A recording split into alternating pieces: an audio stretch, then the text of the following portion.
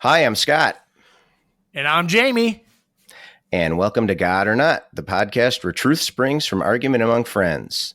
This is episode number 7. And coming up, Jamie and I will be talking about the resurrection. Also in this episode, spin the wheel. So grab your popcorn, sit back, and enjoy the show. Ladies and gentlemen, please direct your attention to the center ring. This is the God or Not podcast. We're in for a great night of civil discourse here as these two warriors are revved up and ready to go. And now, let's get ready to dialogue! Okay, Jamie, here we are. This is episode number 7. It feels like episode 700. Is that in a good way or in a bad way, right? Is that... Yes. Yeah. Okay, good. I'll take that. Take it while I can get it. Yeah, but before we get rolling on the episode here, I just want to point out that we have achieved a couple of milestones within the last week. And I thought it was worth noting here. We have now topped 400 downloads total for the episode, nice. Which is, I know for some of the bigger podcasts, that's just a drop in the bucket. But, for us, just a couple of guys doing a podcast. Up to no good. We started making trouble in our neighborhood.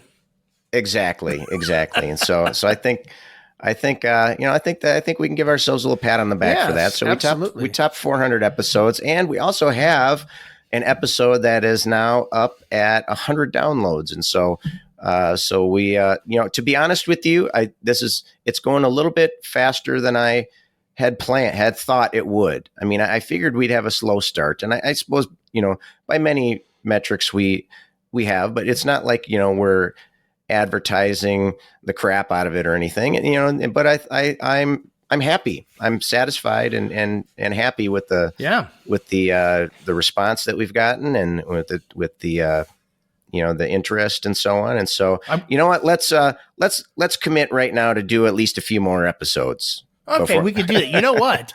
I think that you inadvertently, by doing this podcast, that you've inadvertently given me more ammunition for my position.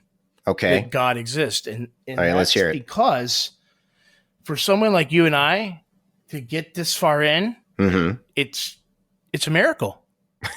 And evidence for God. Case closed. Your case has been proven. Damn, there it is. Damn it. In my efforts, I was hoisted by my own petard, right? Yeah, that's right. Speaking of miracles. Hey, a nice transition there. Yeah. So speaking of that, so our main discussion is about the resurrection and the story behind the resurrection, and whether or not it occurred and what do we think happened and all that. So let's just get rolling on that. Let's talk about the resurrection here. This is the main event.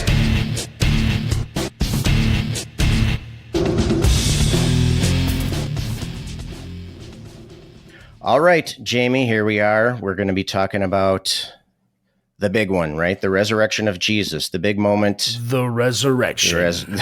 The return. Jesus to the return. This time he means business, right? And so the idea here... That was good. That was really good. You like that? Trademark. And so we'll...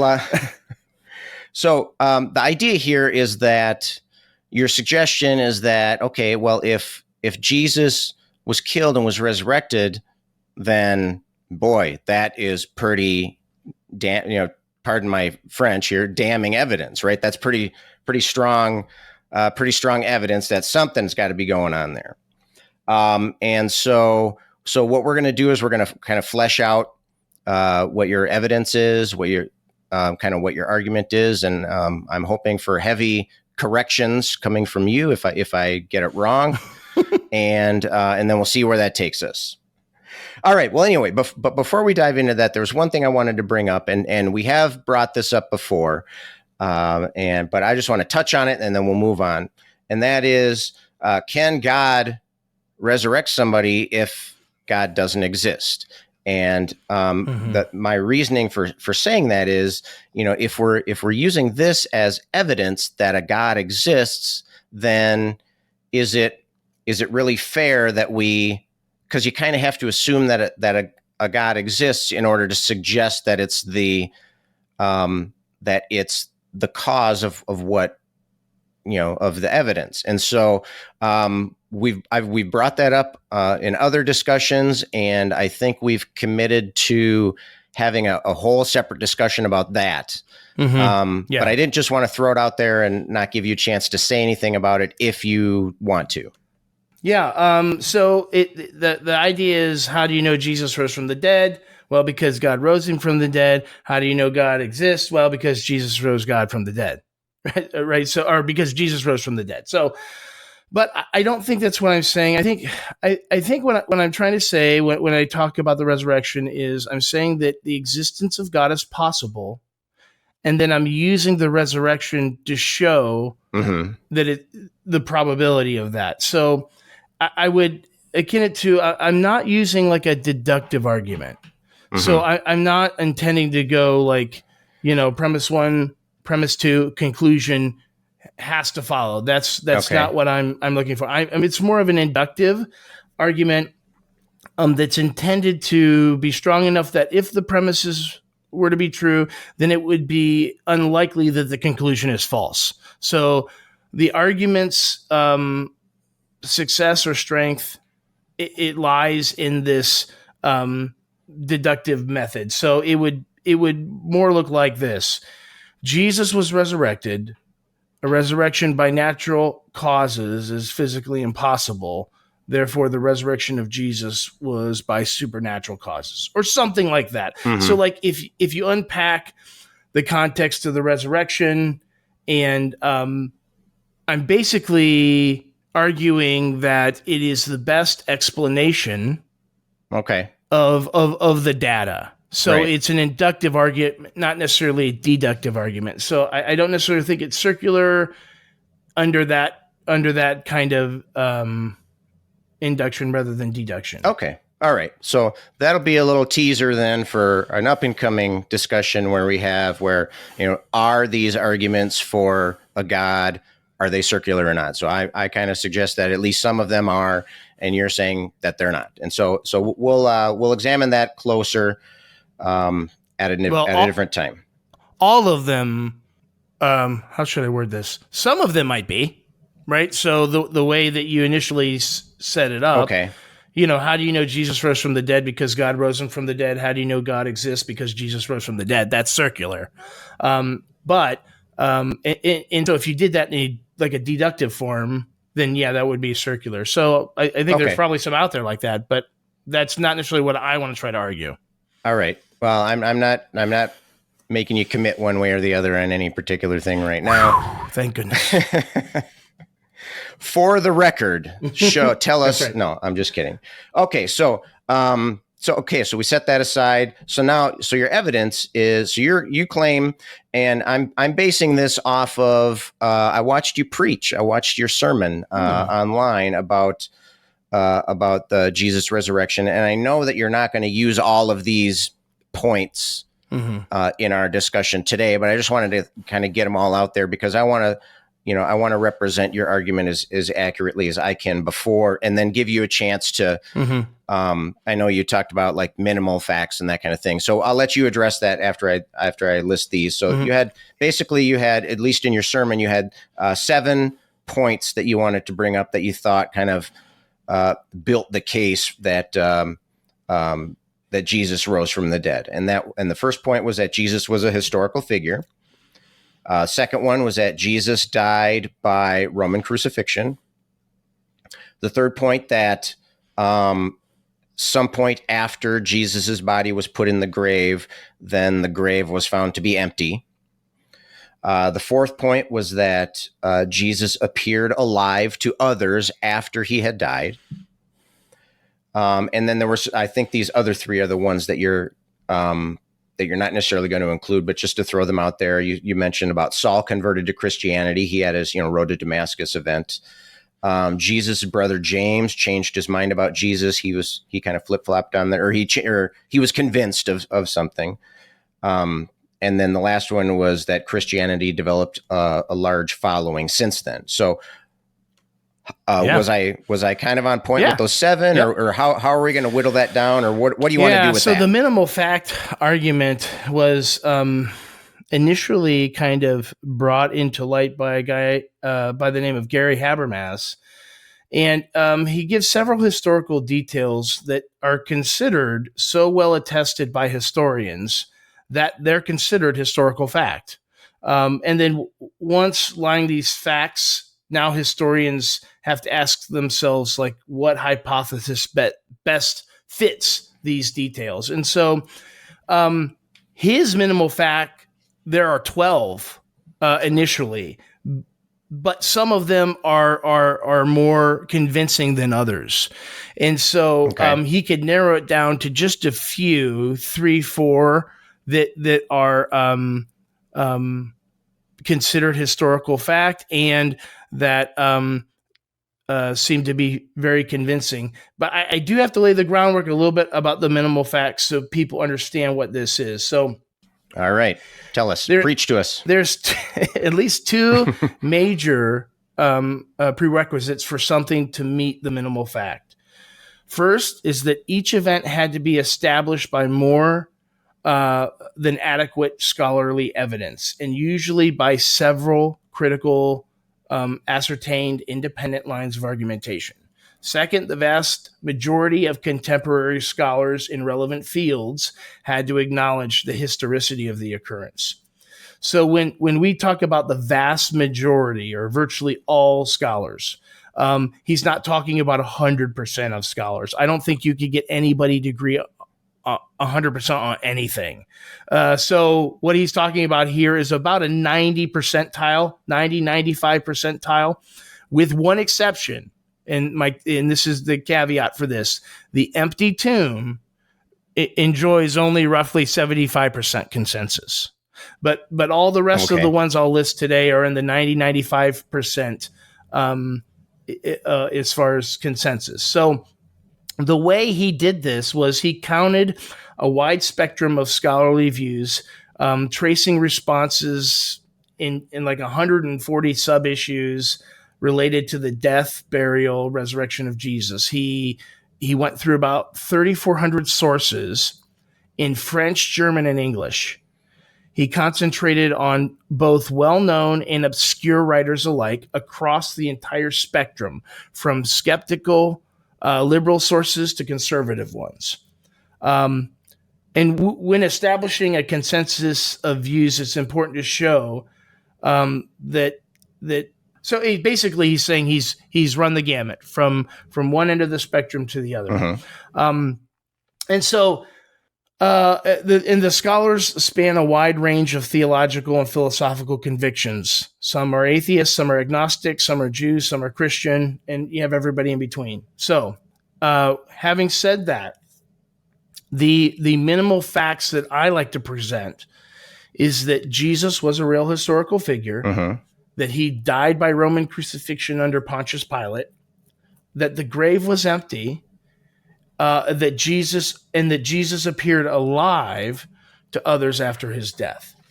So those are the 4 that I like to kind of present, and then I like to kind of ask the question: with these 4 in mind, scholars, almost all scholars, saying that yes, these are historical facts. With these in mind, what best explanation fits that hypothesis? Is there a naturalistic explanation? If there is, does it fit better in than the resurrection? Okay.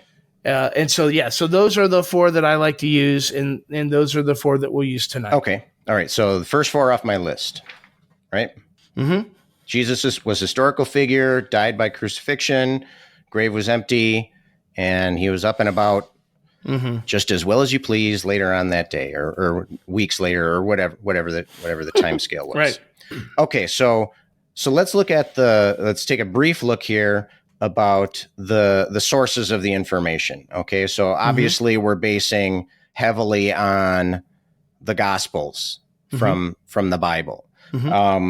And so what is your take on what is your opinion of the nature of the Gospels? Like when do you think that they were written, and who do you think wrote them, and that kind of stuff? Okay. So, just kind of one thing, and I know you're not doing this, but just for our listeners, we can't look at the Bible in a historical sense and say, well, the Bible was written by Christians, and so we can't use that information.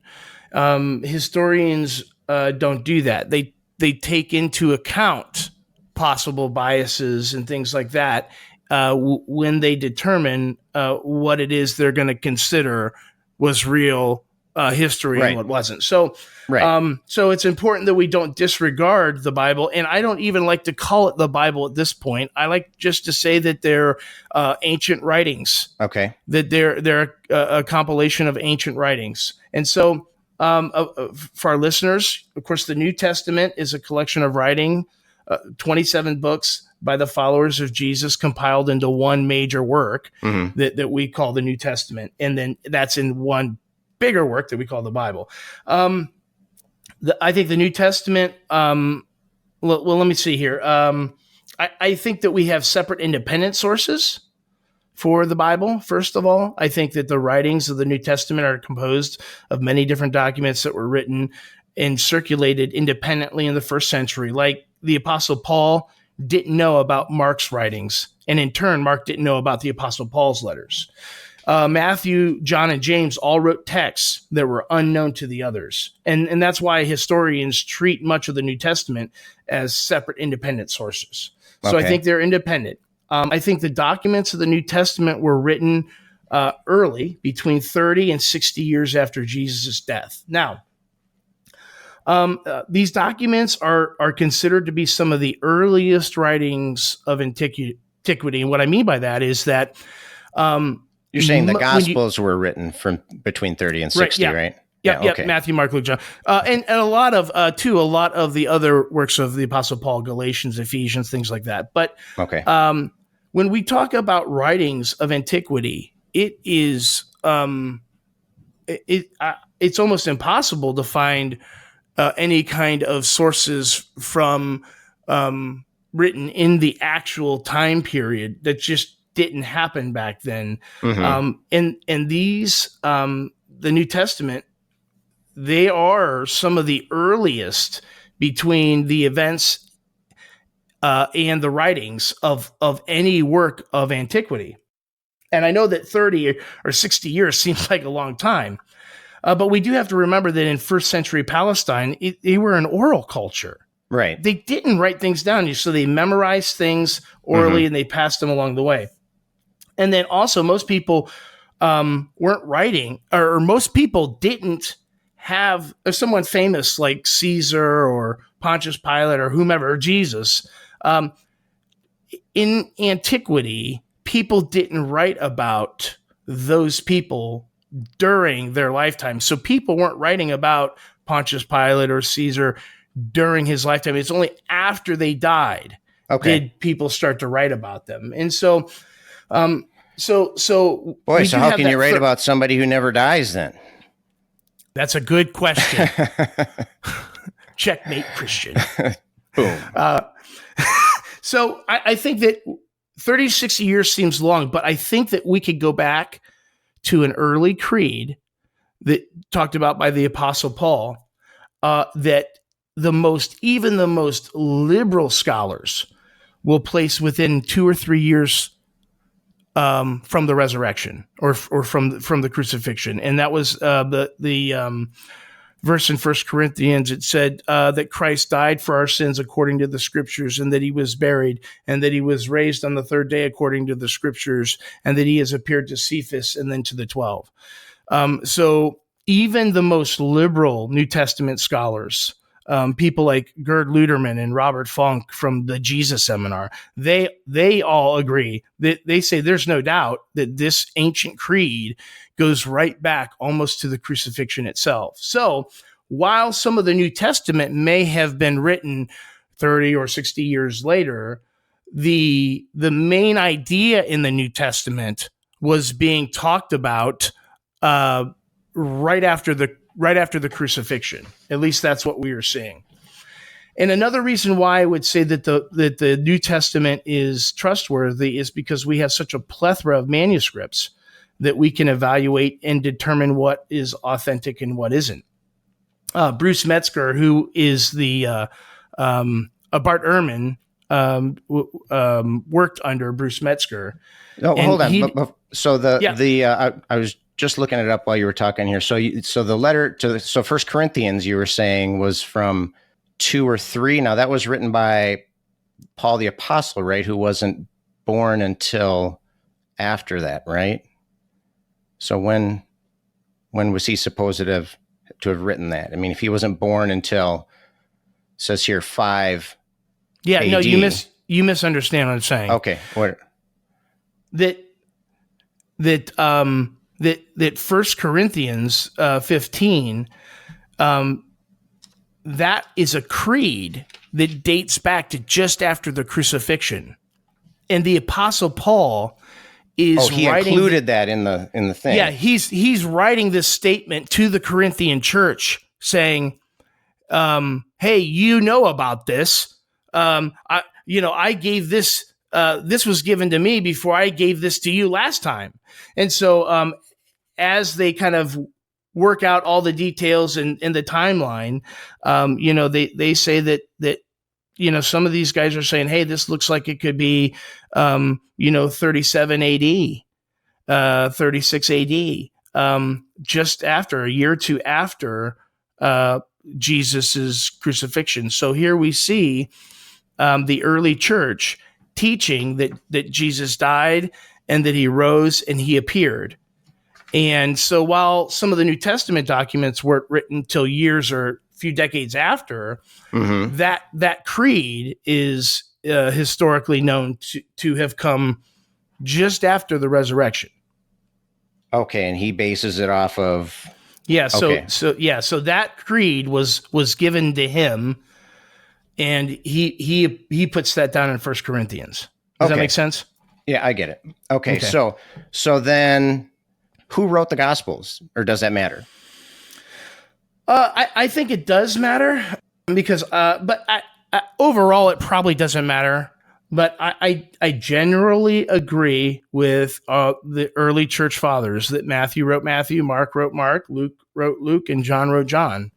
And that was all based upon early church tradition and church fathers. I know we've talked about J. Warner Wallace before. He links together these, what he calls chains of custody. So in somebody commits a crime and say there's like a bloody knife. The first detective on scene, and there's that bloody knife. He takes the bloody knife and bags it up and writes in his report, "It got this knife," and he writes the details about it, and then he passes it along the chain of custody to the clerk who stores it until court, and then the clerk takes it out and passes it along to the prosecutor or whatever. So there's like this chain of custody where you see the evidence going from one hand to the next, to the next, to the next, to the next. And what we see with the New Testament is that we see the writers of the gospel and the early church fathers passing this along. And there's an overlap, like in their lives. So like Peter had an apostle or had a disciple, and then that disciple had a disciple, and they passed these along. So it's pretty much the church fathers were all pretty unanimous that Matthew, Mark, Luke, John all wrote their gospels. But I wouldn't bet my life on it, but I'm pretty certain I'll put my money on the church fathers. Okay. Well, we know that there's some level of disagreement on that, right? And so even if we want to lean that way for the purpose of discussion, we know that even within the church, there is. In fact, I have one of the Bibles that I have. At the beginning of the Gospels, it says that we don't know who the authors were, and it was probably here's X, Y, Z reasons why we think that the name was probably tagged on. So even within, so at the very least, it's not a settled issue, but it may or may not be relevant. Right. It might not matter. I agree with that. Okay. So I know you had some extra biblical sources, and you gave me a list, and we don't necessarily need to go through all of these, but these were all, of course, authors that were much later in the game here. They were decades later, and I was curious as to what you thought that added to your case. I mean, or does it add anything, or is it worth us even talking about right now? Well, I mean, I think it's slightly important for those people who say, well, you can't use the Bible because it's a Christian source and they're all biased. So for those people, we could say, hey, here's some corroboration. We have multiple sources saying the same thing. So what we can know from non-Christian sources about Jesus is this. We could know his name, Jesus. We can know the place and time of his public ministry, namely Palestine during the rule of Pontius Pilate, AD 2636. We know his mother's name is Mary. We know the ambiguous nature of his birth, right? We have a lot of non-biblical people talking about the miraculous, they claim there's a miraculous virgin birth, that kind of thing. We know one of Jesus's brothers, James. We know that Jesus was famed as a teacher, a miracle worker, and a sorcerer. Some of his enemies even called him a sorcerer. We know his title was Christ Messiah. We know that he had kind of a kingly status in the eyes of some. We know the time and manner of his execution, namely Passover and crucifixion. We know the involvement of both Jewish authorities and Roman authorities in his death. We have confirmation, right? But I guess what I'm asking is, because this is all, because they didn't come until 30, 50, sometimes over 100 years later, and so they're not. They're kind of telling what the stories said, right? And so they're kind of rehashing things that people told them, right? So what I'm asking is, does it add? I know you have your list of points from the story, but those are already in the Gospels, right? Those are already in the stories that were going around. And so does it add anything as far, and you said that, you can point to these, it's not just the Christians, or it's not just the, the Bible authors, but that's kind of where they're getting their information. Does it add anything as far as any other information that's not in the stories that they were hearing from Christians? I don't think they're getting their information from that. Josephus wrote between 37 and 101 AD. He was a historian. He was a Jew, but he was a historian for the Romans. Right, that's when he was right. So that's when he was alive. Right. So he wasn't writing until maybe 50 years after the fact. Regardless, take a look at there's others. I see, other than the Talmud, the latest date I have on here is Suetonius at 175 AD. So but what I'm seeing here is corroboration, particularly in stuff like Josephus, who was a historian, and so he wasn't necessarily. So they're corroborating that was the information that was available. Yeah, I don't think that they were digging. If you're asking, do I think they were digging through the New Testament and then just saying, well, yeah, they're claiming this? No, I don't, because there are things that, like, Josephus would say, this is the case. His followers also claimed this. And so there's a lot of things that he wasn't even willing to say were true, obviously, because that's what his followers were claiming, but he didn't know that somehow firsthand. But he did. There were certain things that he could know from a historical point of view. So I think we're just adding just more corroboration. Okay. All right. Obviously we don't have like video footage, and for obvious reasons, right. and it's almost silly that I even need to mention that. But so really what we have are things that were written down sometimes decades later. I know you mentioned the part in Corinthians, and that was an interesting point. And but decades later, and you as you mentioned, they didn't write things down, right? They pass it down orally. But so we want to look at, well, what is the nature the evidence. And the first thing I would say is, we have it's basically these people, even if they were around at that time, even if they were there, they're obviously remembering it, and or it had been orally passed down, to whomever it was that was doing the writing. So basically, what we have is hearsay, right? What we have is, we have the stories, we have hearsay. We don't have Matthew sitting in here in the, next up on the line, we have Matthew, how you doing? We don't have the witnesses here. So we have some hearsay evidence, and out of all of the stories, none of them, we don't have any eyewitnesses to the event that we're talking about, right? They can talk about what it was like. Nobody was in the tomb. No, but you have overnight. You have people that were there at the crucifixion. They were there at. So you're talking about just in right. There, the resurrection, right? But there's no eyewitnesses to the resurrection, but we have eyewitnesses to the other thing. Possibly having eyewitnesses to we don't have the eyewitnesses, right? We have the stories from the eyewitnesses, or the stories from the people who were reporting on the eyewitnesses, for the events that were happening around that time. So, the appearances, the alleged physical appearances of Jesus after the fact, right? We don't have eyewitnesses available to us to that, to those things. Well, we do, because we have Jesus. All the disciples claim that Jesus appeared to him after their death. Right, but what we have is writings that you're suggesting were written by eyewitnesses. Right? We don't have eyewitnesses with us. Right. You wouldn't. Right. So we don't have eyewitness testimony. What we have is something written by somebody who you're suggesting was an eyewitness. Isn't that eyewitness testimony? If somebody writes if maybe somebody eyewitness testimony would be somebody there, have somebody sitting there, right? Well, otherwise it's going to be hearsay. Eyewitness testimony is just somebody who saw that and is now reporting it. They could do that. They could do that orally, sitting in front of you, or they could do that in writing. I know in court they've done that before. But we don't have the eyewitnesses, is what I'm saying. And we can quibble about that, but I don't think it's. What do you mean we don't have the eyewitnesses? Like we don't have them present in today, right? But we have their writings. We have things that you're suggesting are their writings. Yes.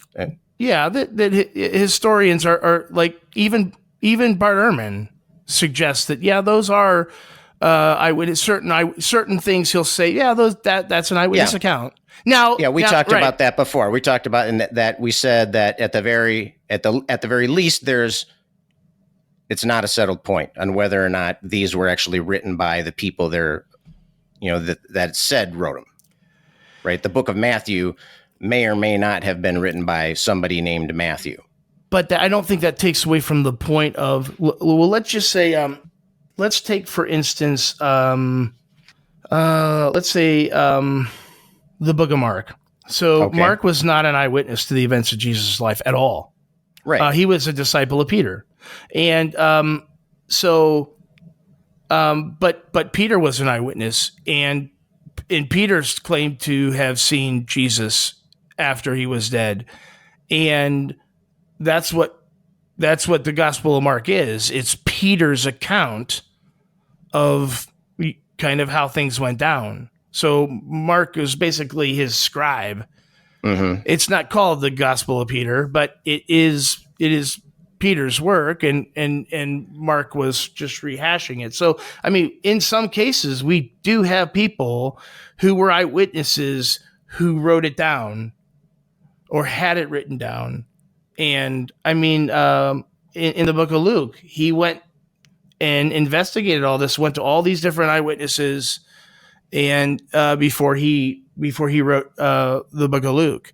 And so, but that's assuming that we know the authorship of the Gospels, and which we don't. We don't know that for sure. We may have some experts that suggest that, but as I read to you, out of this version of the Bible, by the way, it's the New Oxford Annotated Bible, and so that's where I was getting this information. And what that suggests is, at the very least, there is some disagreement that may or may not be a point. It may or may not be important. So I'm going to suggest that we move on, and we can come back to that point if we need to. Yeah, I just want to say one more thing to that. But just because maybe, even if Matthew didn't write Matthew, it doesn't mean that the details that are in Matthew are somehow all false as well. So whoever, and so that's what I'm suggesting, that we don't necessarily need to know who wrote it per se in every situation. We could evaluate the writings using strict criterion and decide, okay, is this historical? Can we depend on this? So I think we could independently do that regardless of the authors. Okay, that's fine. Well, that kind of leads us into the next thing that I wanted to talk about, and that is, and I know this is a concern of yours, is, are we giving the evidence a fair shake? I mean, I know that you think that there's, people that are overly critical or overly skeptical, and that they're not you mentioned it before. We don't want to just throw it out just because it was written by Christians, or we don't want to throw it out just because of X, Y, and Z reasons. And so we want to make sure that we give this the same consideration of other claims, but at the same time, these are pretty extraordinary claims. And so we want to make sure that, and so if we don't want to compare the evidence that we need for something like somebody coming back to life to the evidence that, Egypt sold, 20 jugs of beer to somebody else in the year, whatever. Right. I mean, they're different types of claims, right? Some of them are more mundane claims, and we've talked about evidence before, and how more mundane claims, we don't. There's a lower threshold of evidence for those because they're supported by all kinds of other common, other evidence of other events that are similar happening. We don't need a lot of evidence. The example that we used when we talked about it before. You don't necessarily need evidence that I drove to your house, because people drive to each other's house all the time. But you'd need more evidence if I was claiming that I teleported to your house, because that's an unusual event, right? So we want to make sure that we treat the evidence fairly, and I agree. That's important to me too. I don't want us to get in the habit of throwing out the other guy's stuff, right? We don't want to. We want to treat it fairly, but we also need to take it within the context of the type of problem that we're talking about. I think too. What's your thought on that? Yeah, if I could just interject, I think though that you're right.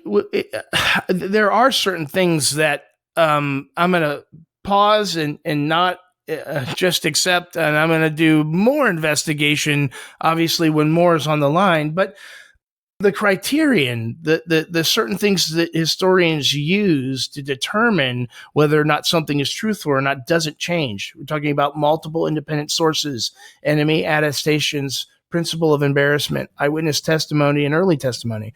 Those are like the 5 main things historians use to try to determine whether or not something is historical. And they use that regardless of what the claim is. I will agree with you that something like the resurrection, I'm going to look into it more than, say, if Egypt was buying their ale from, Palestine or whatever. So, I mean, there is going to be more of a burden placed on that, or more of an emphasis placed on being very careful. But the criterion doesn't change. We're using the same kind of evaluation process of the text. Okay. I think we can agree that we want to be fair. We want to be fair and going in both directions on that fairness. So then you mentioned Wallace before, and that brought to mind something that about circumstantial evidence, and this doesn't rely on Wallace, so I'm not going to quote him or anything, but that just reminded me of it. And that is that, so we're looking at circumstantial evidence here. We don't, like we said, we don't have any eyewitnesses. Even if we grant everything that you've said about the sources, about the texts, about the authorship, about the timeline, and so on, nobody claims to be there when it happened.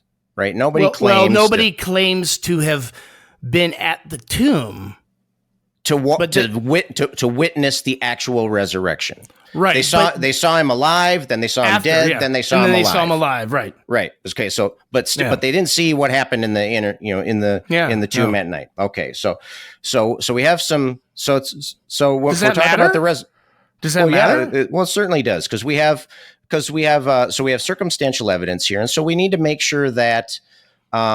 We want to come up with. You're going to suggest that, the fact that there's a God and that God resurrected Jesus and so on is the best explanation. But we also want to consider, because we know that with circumstantial evidence, there's always, we have to make the differences. We have to make that connection. We have to make that inference there, and so we want to make sure that and you're going to say that this is the best explanation out of all of the competitors. And so we need to take that into account.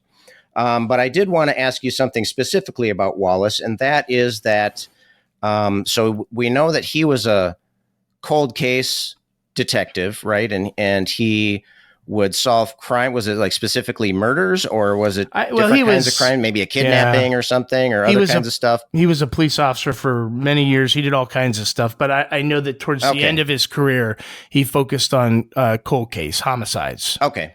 All right. So, so he's familiar with the burden of proof and of reasonable doubt. And so, but he is a Christian apologist now, among other things.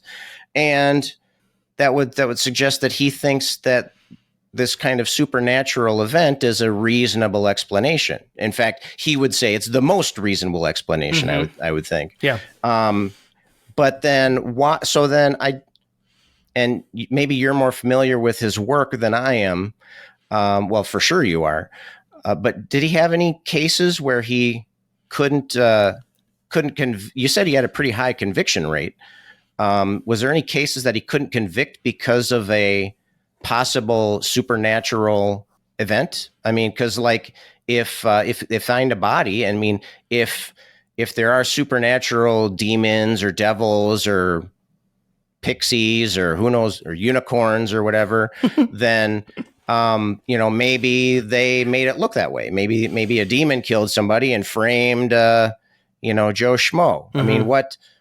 If we're considering supernatural, if the supernatural is something that's real, then all bets are off. If the supernatural can circumvent things that are otherwise impossible, things that are that we know can't be, then that kind of everything goes out the window there. Anything goes. And how can you prove beyond a reasonable doubt that Joe Schmo murdered this person if we're considering supernatural to be reasonable? Well, I think like anything else, you got to take it in context. So if we look at like you take, for instance, J. Warner Wallace is a Christian, so he has a certain set of theological beliefs that include, there is a demonic realm. We do believe there's a supernatural realm. We believe there is a demonic realm. But from what we know from our holy book and from experience, that demons don't go around killing people. And so under his worldview, assuming that that's true, and there is a supernatural realm, then that's not how demons operate. I mean, of course, we've had instances where they've, or at least we believe, or at least I believe that there have been some instances where there have been genuine cases of demonic possession, and some things have happened. They've manifested themselves in a certain way, and so when you look at that in the context of Christianity and how the demonic realm or the supernatural realm operates, that wouldn't be reasonable to think that a demon came back and actually physically killed somebody, and then what about if a demon possessed somebody and forced them against their will to do something? Right. I think then we would have again, taken into context, I think we would have then evidence that the person was demonically possessed. I mean, so wouldn't that be a possibility for kind of anything? Well, I mean, of course, you'd have to have evidence. Is there somebody who's demonically possessed, or we believe? Right, but we're not talking about trying to prove it. We're trying to talk about reasonable doubt. Okay, what's reasonable? So if I got into a fight, oh no, let's just say my neighbor gets into a fight with his wife tonight, and next morning I see cops all around, and I see, I kind of peer in the back window, and I see the wife with a knife stuck in her back. My first instinct isn't, man, these demons are running around like they're out of control. We got to control these demons. No, what's the most reasonable? What are the most reasonable hypothesis? Where does the evidence lead? So if right, but we're not looking for the most reasonable. We're looking for something that's beyond reasonable doubt. And if it's reasonable to believe that something supernatural could happen, then that would have to be reasonable doubt. No, there's a difference between what's possible and what's probable. Okay, anything is possible. But ask yourself the question, in the instance of the neighbor, what's most probable? That the husband did it, or that a demon came in from the netherworld? Right, but again, we're looking beyond reasonable doubt, not, what's most probable. Even if you say, isn't that how you develop reasonable doubt, though? Is by determining, following the evidence and determining what's most probable, weighing the evidence. Deciding no, not at all. When we're talking about reasonable doubt, we're talking about what could be other explanations. We're talking about what could have happened. Right. What reasonably, yeah. So there are things that could have happened, but is it reasonable to consider that the demon came in from the netherworld, or is it more reasonable to say that the husband came back in a fit of rage and stabbed her? I think you have to follow the evidence. Is there evidence for some kind of supernatural thing going on? I don't think reasonable. I don't think that's what reasonable doubt means. Maybe we're spinning our wheels here, and maybe we should move on. But we're not talking about what's the most reasonable explanation. What's 51% probability, or however we want to describe it. We need to know beyond any reasonable doubt.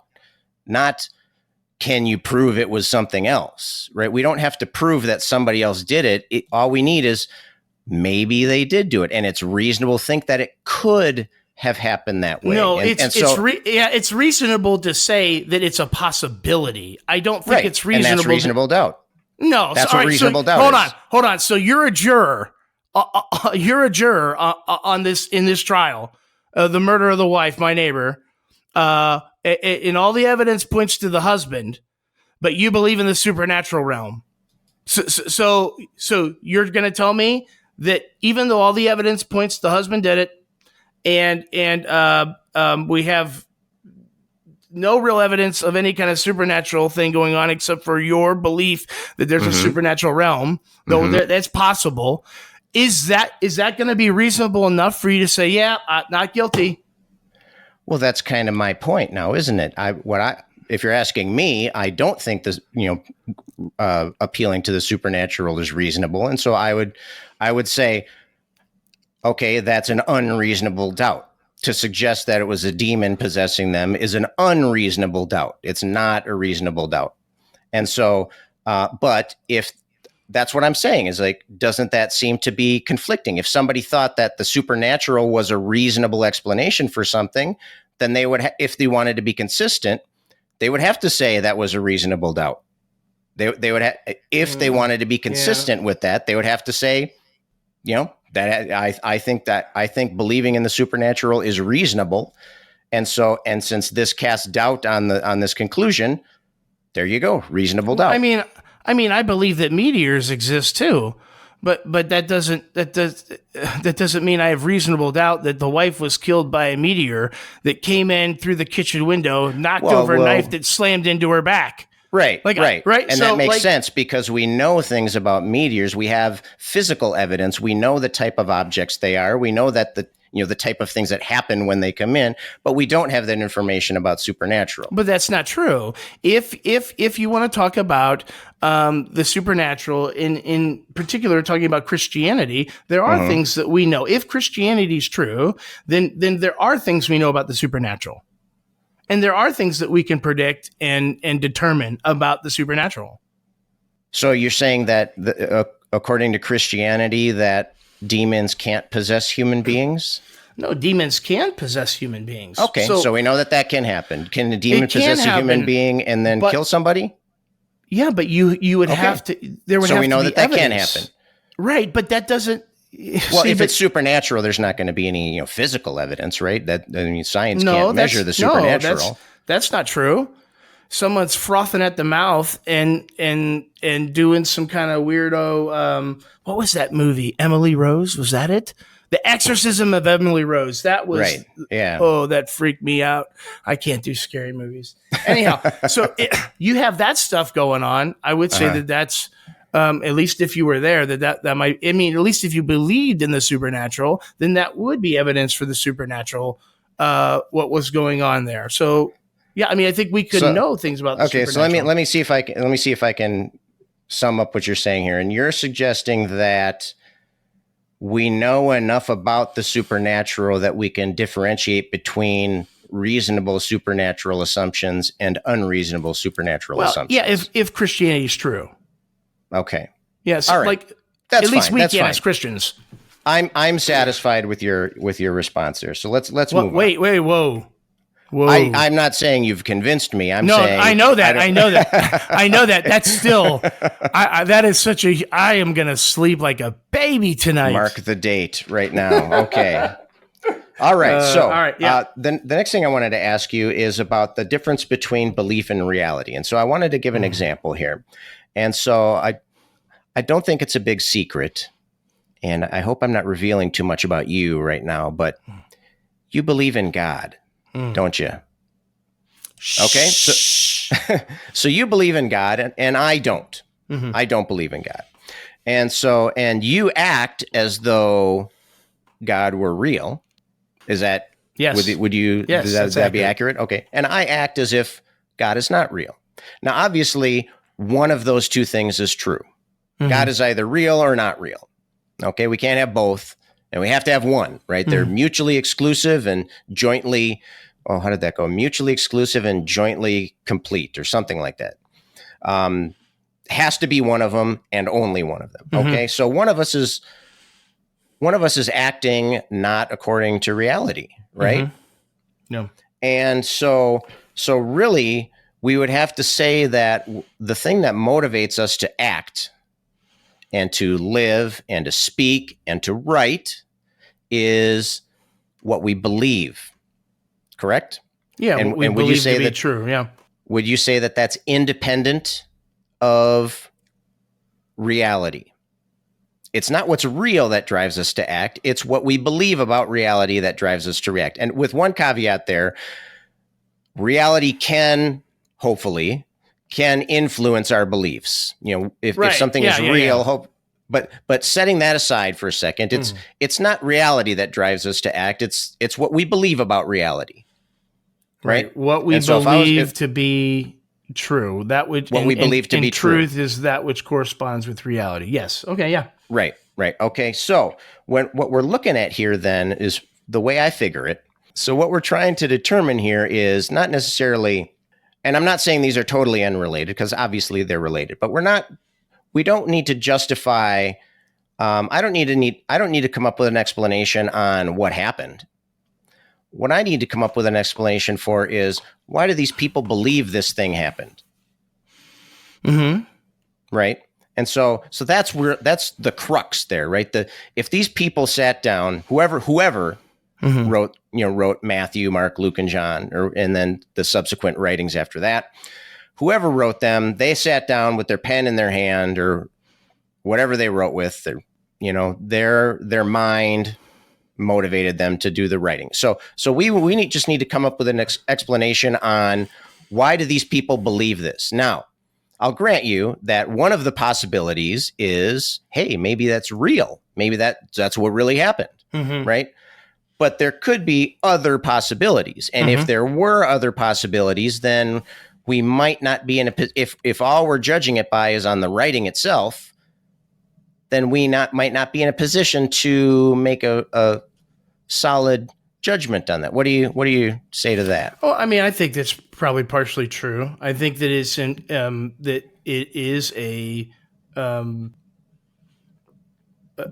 mean, you have to evaluate each hypothesis and determine what best fits. Now, you could have something say let's just say, because I assume the resurrection, I say the resurrection is what best explains all of these details. I could still be wrong. And the resurrection still best explain all of those details. Okay. So there's that aspect of it. But I think that right now what we're looking at from a historical standpoint is we're asking ourselves, what best explains these details? We have certain, 5 or 6 like leading hypotheses of what's going on, and now what best explains that? So, okay. There's always going to be competing hypotheses. So it's about looking at the evidence and determining and judging which is most reasonable, what best fits a set of certain circumstances. Okay. All right. So I think we're kind of on the page there. I noticed you couched it kind of expecting me to spring a trap on the very next sentence. I'm not going to spring a trap on you in the next sentence. The trap is coming on 3 or 4 sentences down the road. That's right. No, we'll see. Okay, yeah. So I'm gonna suggest now some other possible explanations for what motivated these people to do this thing. Okay, and so the first thing I want to suggest is that they just got it wrong, right? So we know that human memory is very a fragile thing, and that's one of the reasons why. It seems like every other week in the news nowadays, we see that, somebody's conviction is overturned because of the DNA evidence or whatever. So we know that eyewitness testimonies actually can be very fragile. Okay. And it's because our human memories are prone to make mistakes. And there's a few things that we know from neuroscience about how our memories are malleable. And so we know that certain types of things happen. For one thing that could happen is fusion. Okay, so sometimes we have, since our memories are all relational and not like a videotape, right? We relate things to each other, and that's how we remember them. And so 2 memories can easily get kind of smooshed into one memory. Okay, or there could be confabulation. There could be, memories could just be fantasy that could be just made up. That we have evidence of those kind of things happening. We have a tendency to personalize things. We know that if we hear somebody telling a story, and I'm sure you've heard this kind of thing happen before, where somebody will tell the story, but they'll kind of remember it as they were there instead of somebody else was there. Contamination. We know that memories can kind of affect each other. We know that a memory can be just corrupted, like a corrupt file, right? We know that things can go wrong there, and we know that it can be distorted. Certain facts can be amplified or made smaller, depending on affected by a lot of things. I'm going to give you 2 examples here, and I specifically chose these 2 examples to show a balanced treatment here. And one is that, and this first one came up during, actually they maybe both came up during the 2016 presidential election in the US. Okay, so one thing that Hillary Clinton was relaying a story about how there was a time when she was flying in a helicopter someplace, and she talked about how she remembered sniper fire and how she had to duck down and run in. She was very fairly detailed in the description there. And then later on, we look at the videotape and there was no shooting going on there. Then she just was waving and was happy. And so, and of course, one side would say, she was lying, or she was making it up, or she was trying to sound, make it sound more dramatic or whatever. And then the other side was like, well, maybe she just misremembered it. And we know that these types of memories can be messed up. On the flip side, just to show that it's, not one side or the other, but Donald Trump also I think it was during the election, he talked about how he saw American Muslims celebrating by the thousands after 9/11. And he described, I think it was something about New York or something. And then there was like a rally or something and they were celebrating. And then, of course, later on, we find out that that wasn't the case. And my side jumped all over him and say, look, he's making things up. I was not one of the people that said that because I knew, I had read about this type of thing. We know that that memories can be messed up and mushed up and changed in all those various ways that I described before. And so that is one suggestion. Okay, we know that the Gospels were, much of it was written decades later. Some scholars would even say, 100 years later, but you said 30 to 60 or whatever. And, that I think the stuff I read was saying about 70. But we're within, the realm of, we're still, our answers are still are close enough that we can have a discussion without having, that be a big wall. But still, we're talking about years later. Right. And so it's very easy for that to have happened. And if one of the followers of Jesus had this memory and maybe it was modified somehow because they all were they believed very strongly in Jesus, right? They were, they famously were martyred and, they had a very strong belief in what they had. And so, so I think it's reasonable that, to think that could have happened.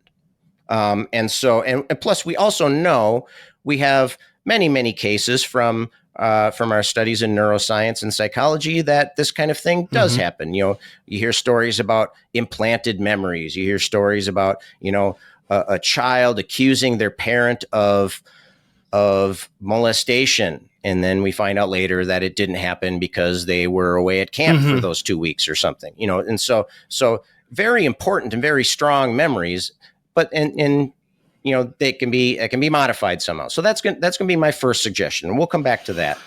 My second suggestion, do you want to take these one at a time? Let's take them in turn. You want to go one at a time? Okay, and probably be easier that way. So basically, what we're talking about here is the transmission of the evidence. So we're asking ourselves,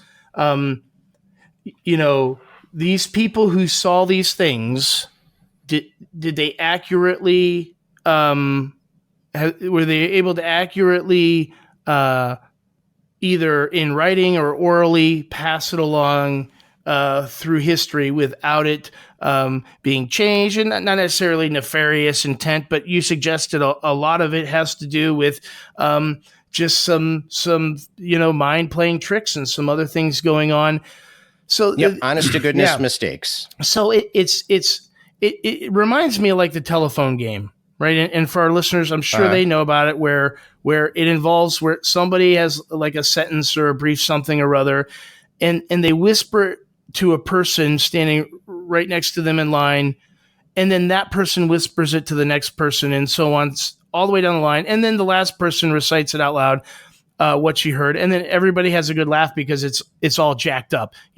I initially said something in their ear, like the Browns are going to be Super Bowl champs, and it ends up coming out the Steelers are awesome and the Browns suck. So it's like it gets all distorted. But I think there's the transmission of Scripture is not like the telephone game, and here's why. First, we have virtually all historians agree that the 1 Corinthians 15 passage, that early creed, that butts right up against the resurrection. So we're talking not 100 years, not 70 years, not 20 years. We're talking within 3 or 4 years after the crucifixion was this oral tradition being cited. And the goal of the telephone game is to see how badly the story can get misrepresented, really. While the goal of the New Testament, the copying was by and large to produce very careful, accurate copies of the original. Second, the telephone game, there's only one line. You have one person telling the story all the way down. But with the New Testament, we had 3 or 4 different lines of transmission where this is being passed on through 3 or 4 different lines. Third, is with the telephone game, it's oral, recited once in the ear, and that's it. While the New Testament, it's written down and it's copied by a faithful scribe who could check his work or have someone else check it. I think also the telephone game, only the wording of the last person of the line can be checked.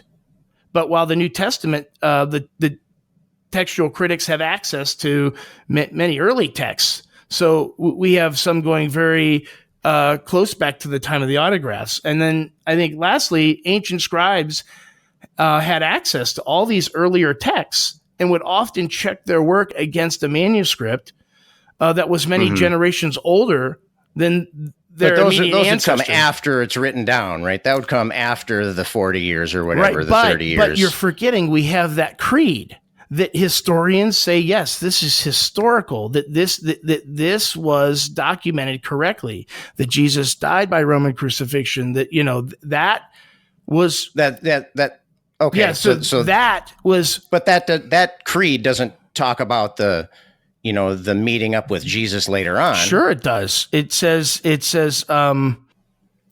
so it is, let's see here. For I delivered to you as of first importance what I also received. So this is the Apostle Paul talking.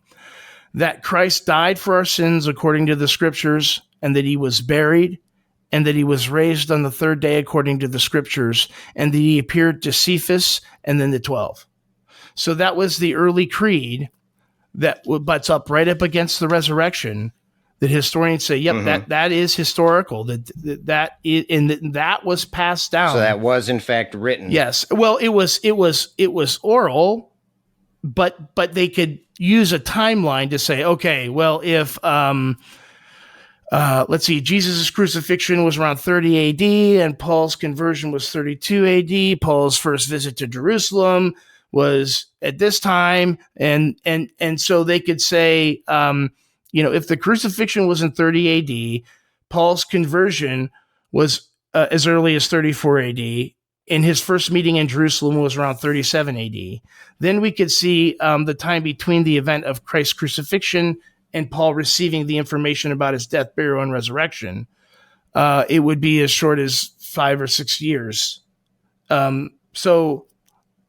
Yeah. Okay, so best case scenario, we're looking at 5 or 6 years still, which is still plenty of time for memories. I mean, if you were talking about the telephone game, right? Well, what if while it's getting transmitted, what if the first person who was the original source, what if when it gets to the end, they say, hey, it was blah, and the first person says no, it was this other thing. Then that's how you know it got messed up, because you're comparing it to the original. Right, but that's so at the very least, we have something that's possible, though. We know that this type of thing happens. We know that it can happen over the course of a few years. Hold on, we've heard this type of thing. Hold on, I'm stuck on this point because yes, things like this do happen, but in this case, I just gave you 5 reasons why the telephone game is not the same as this. Right. So you're suggesting that it's much less likely. Almost impossible, because of the amount of manuscripts we have. We're able to compare. We have over 27,000 Greek and Greek and Aramaic New Testament. Right. Well, those all came after the fact, after the original writing. Suppose the quote unquote original writing. They also say the same thing as the early creed. And just because the early creed was received maybe, let's say, at the very latest with the Apostle Paul 7 years after, doesn't mean that's when it got started. I mean, these creeds take time to develop and things like that. Right. Exactly. That's my point. They take time to develop. And so by the time, if we're talking, 7 years down the road, clearly, that type of thing at least could have happened. And so we have something that at least is possible. We know that this type of thing happens, and we know that it happens on the time scale that we're talking about. But again, I gave you reasons why we even taking into account all of those reasons. But that doesn't make it. What that does is that you look at that and you see, well, okay, that makes it unlikely. Yeah.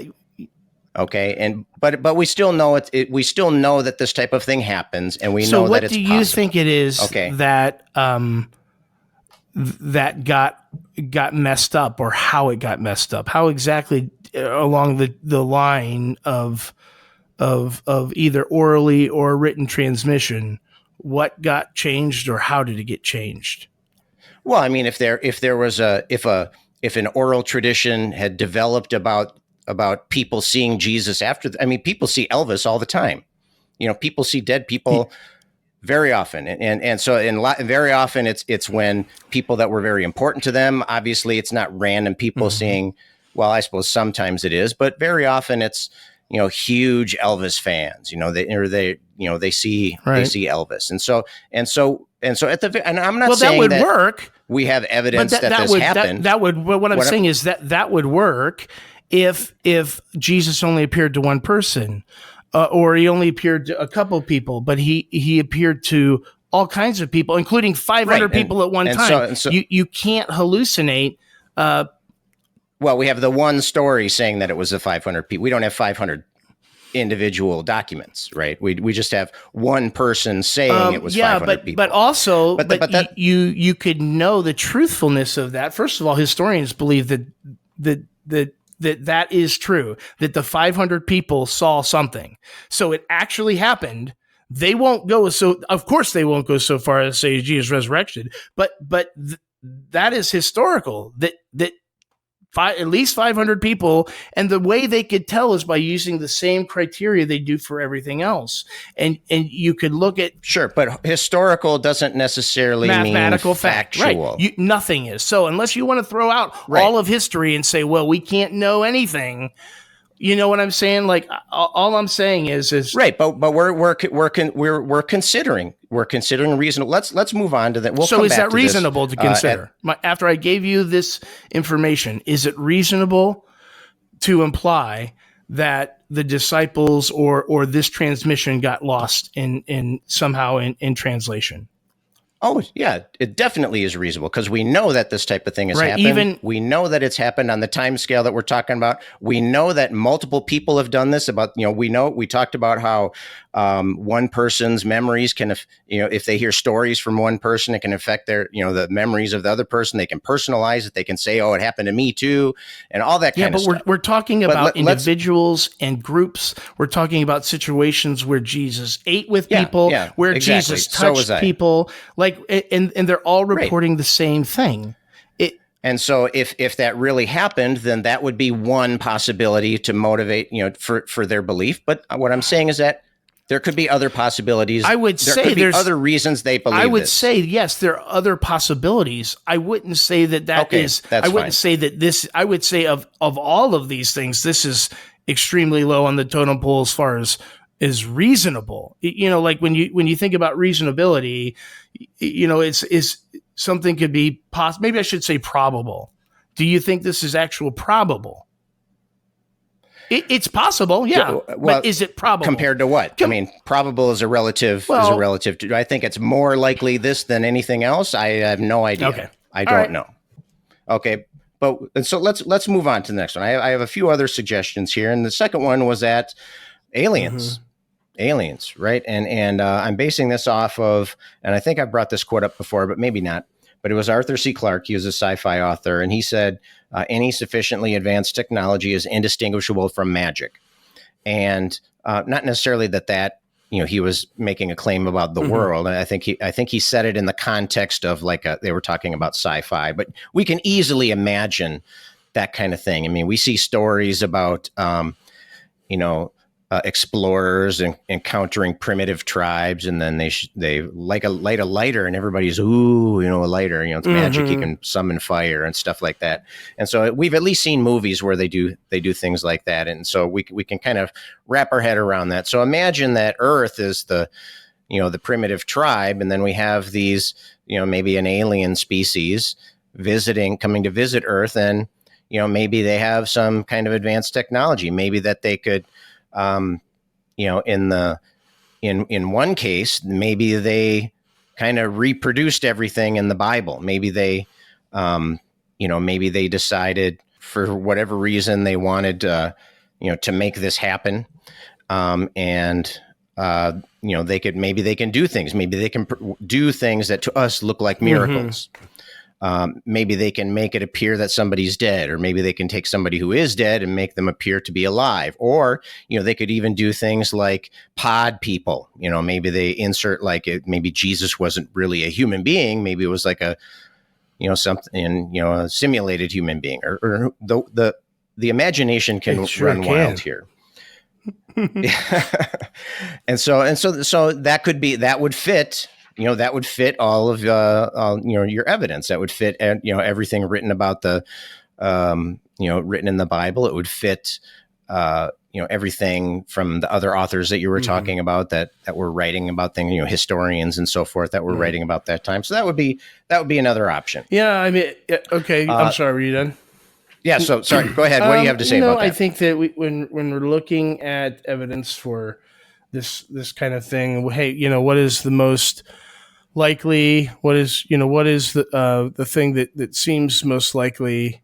I think we're talking or most plausible. I think we're talking about what best fits this data. You're right. We could come up with all kinds of things that would be considered possible, or that we could likely think of. But the question is it probable? In which of this best fits the data? So when we have Jesus, when he comes back from the dead, he attributed his resurrection to God, to the Hebrew God of the Bible. And we also have,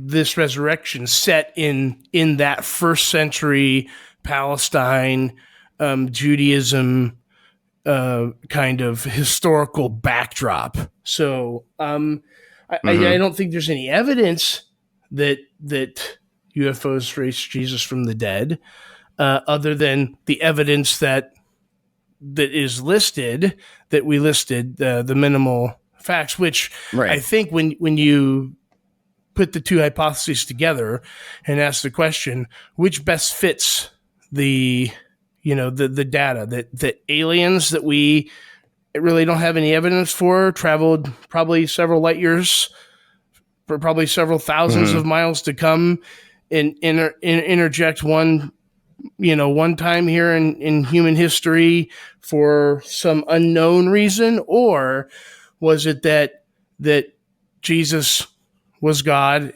is what he claimed to be, and that he was just telling the truth? Sometimes, a lot of times when people say the plain things are the main things and the main things are the plain things, and that sometimes the outcome or the possibility that is the most valuable, or that is the most predictable, is just the one that is the most basic, or the most plain. And it just seems to me that when Jesus claimed to have rose from the dead and he attributed that to God, unless Jesus was in on the gig with the aliens, I don't see any reason to consider that seriously, other than as a quote possibility. Right. And if we're talking about likelihood and probability and that kind of thing, I mean, we're talking about heretofore unheard of, previously unheard of, crazy things happen, coming back to life. That's a that's a big thing. That's a huge thing happening. I mean, it's never happened before. All of our experience shows otherwise. Aliens coming to Earth. Oh, we don't have any evidence that ever happened before. And, we don't have any evidence that it ever happened otherwise. And so, it's not like we're comparing, somebody walking down the street versus somebody, levitating down the street. It's where I think we're still comparing apples to apples. It's just we kind of glide over, well, the resurrection, came back to life, blah, blah, blah. Well, hey, wait, hold on. Hold the horses there. That's a huge thing. That's a huge claim. And so, so I don't think it's not like we're talking about different realms. Really we're presenting both of them as possibilities. And as far as assigning probabilities, we have really no basis at all to assign any kind of probability at all, because they both would be unique events. If I said that I went back in time in my DeLorean and resurrected Jesus from the dead, that would probably be less likely than aliens did it, and far less likely than what the authors actually attributed the resurrection to, namely God. So I think you can. Right, but you're saying that without any kind of basis. You think that. But you're a Christian. No, that's not true. So, I mean, I'm saying that with some evidence, namely that we have evidence that Jesus, and we're putting him in a first century Palestine Jewish historical context.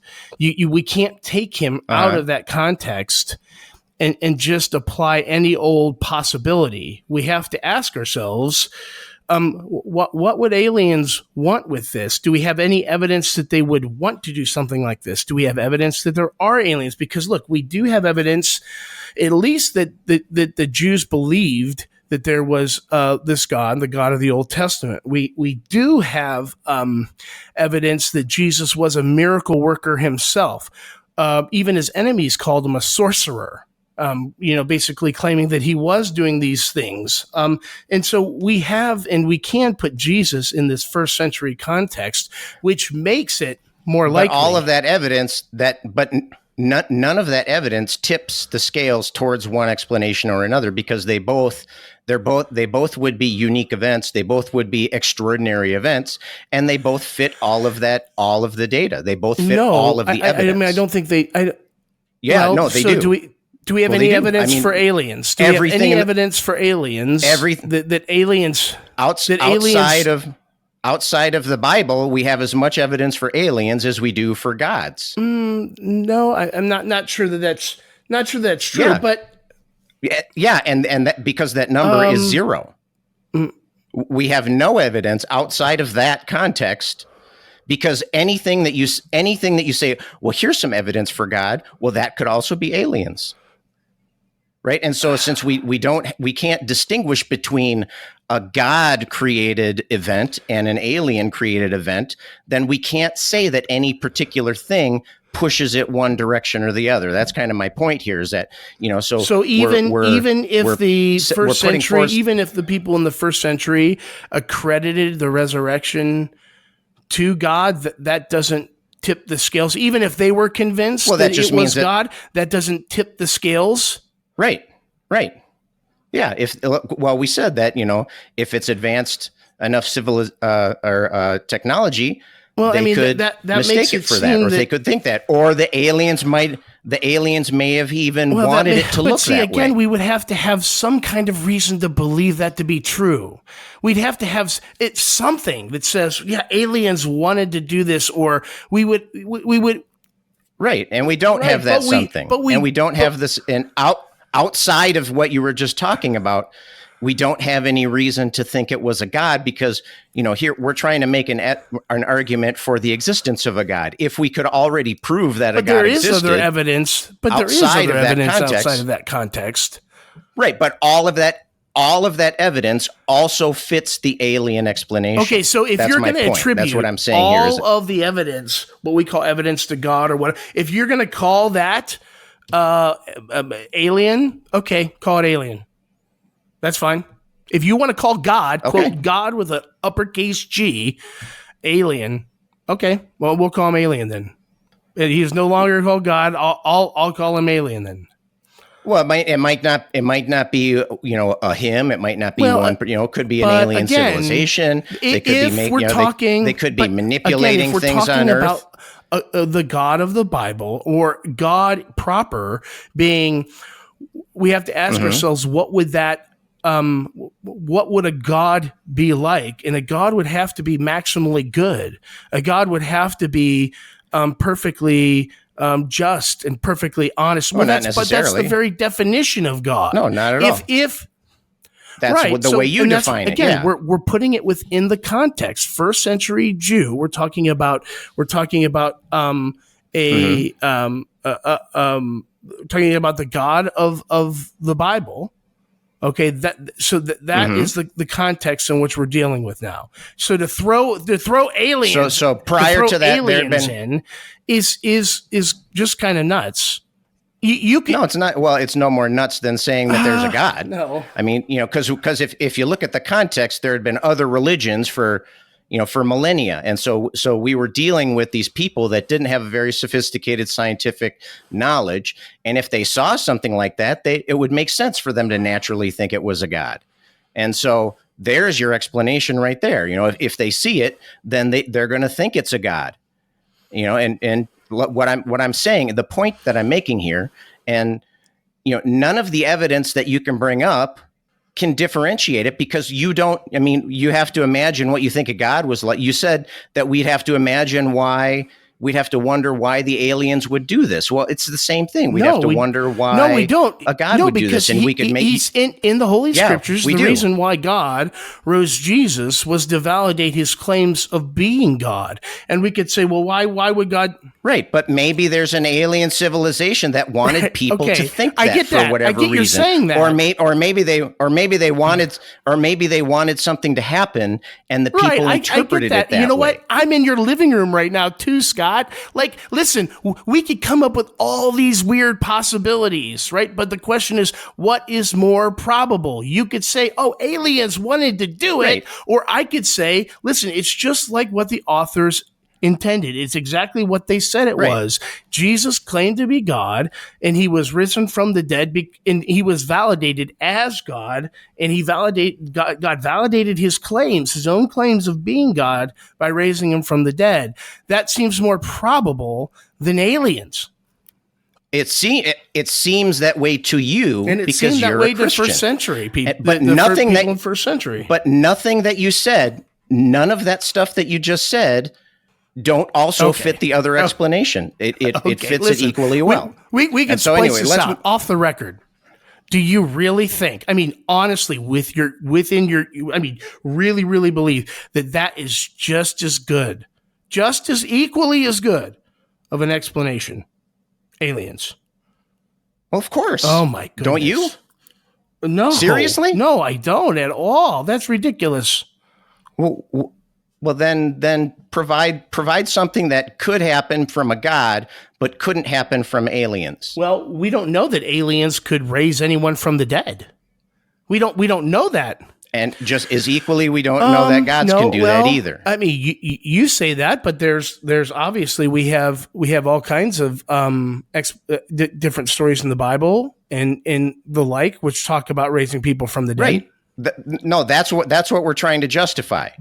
All of that stuff that you just said, that's what we're trying to show is done by a God rather than by aliens. So basically we're basically saying, see, my thing is you came across as being what you called a methodological naturalist.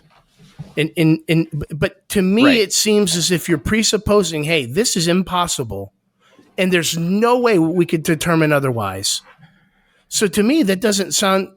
I never said the word. I never said the word impossible. So how could these claims, or what would prove to you that something like this was possible?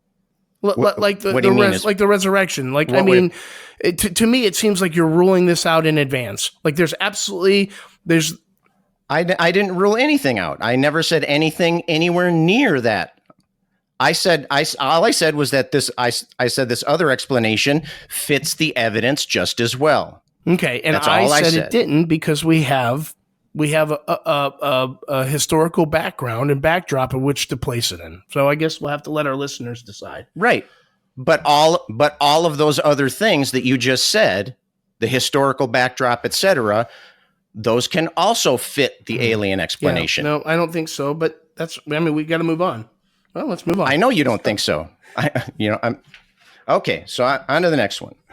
All right. So we had the faulty memory, we had the aliens, and a third explanation could be it's another technological explanation. We have some humans from the future, or I suppose the past or so, but maybe we have some time traveling humans, and they want to, and maybe they saw that this religion developed somehow.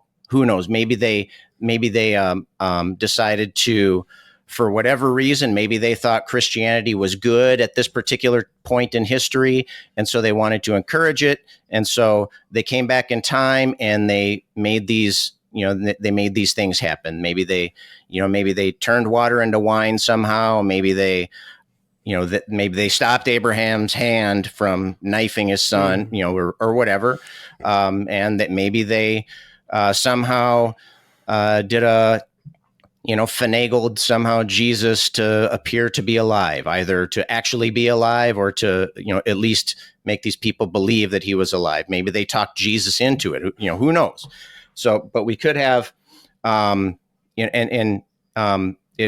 reminds me of Star Trek. I know I'm a big nerd, but, and I'm sure you've heard of Star Trek and probably have seen at least, most people have seen a little bit of it, or at least enough to kind of know what's going on.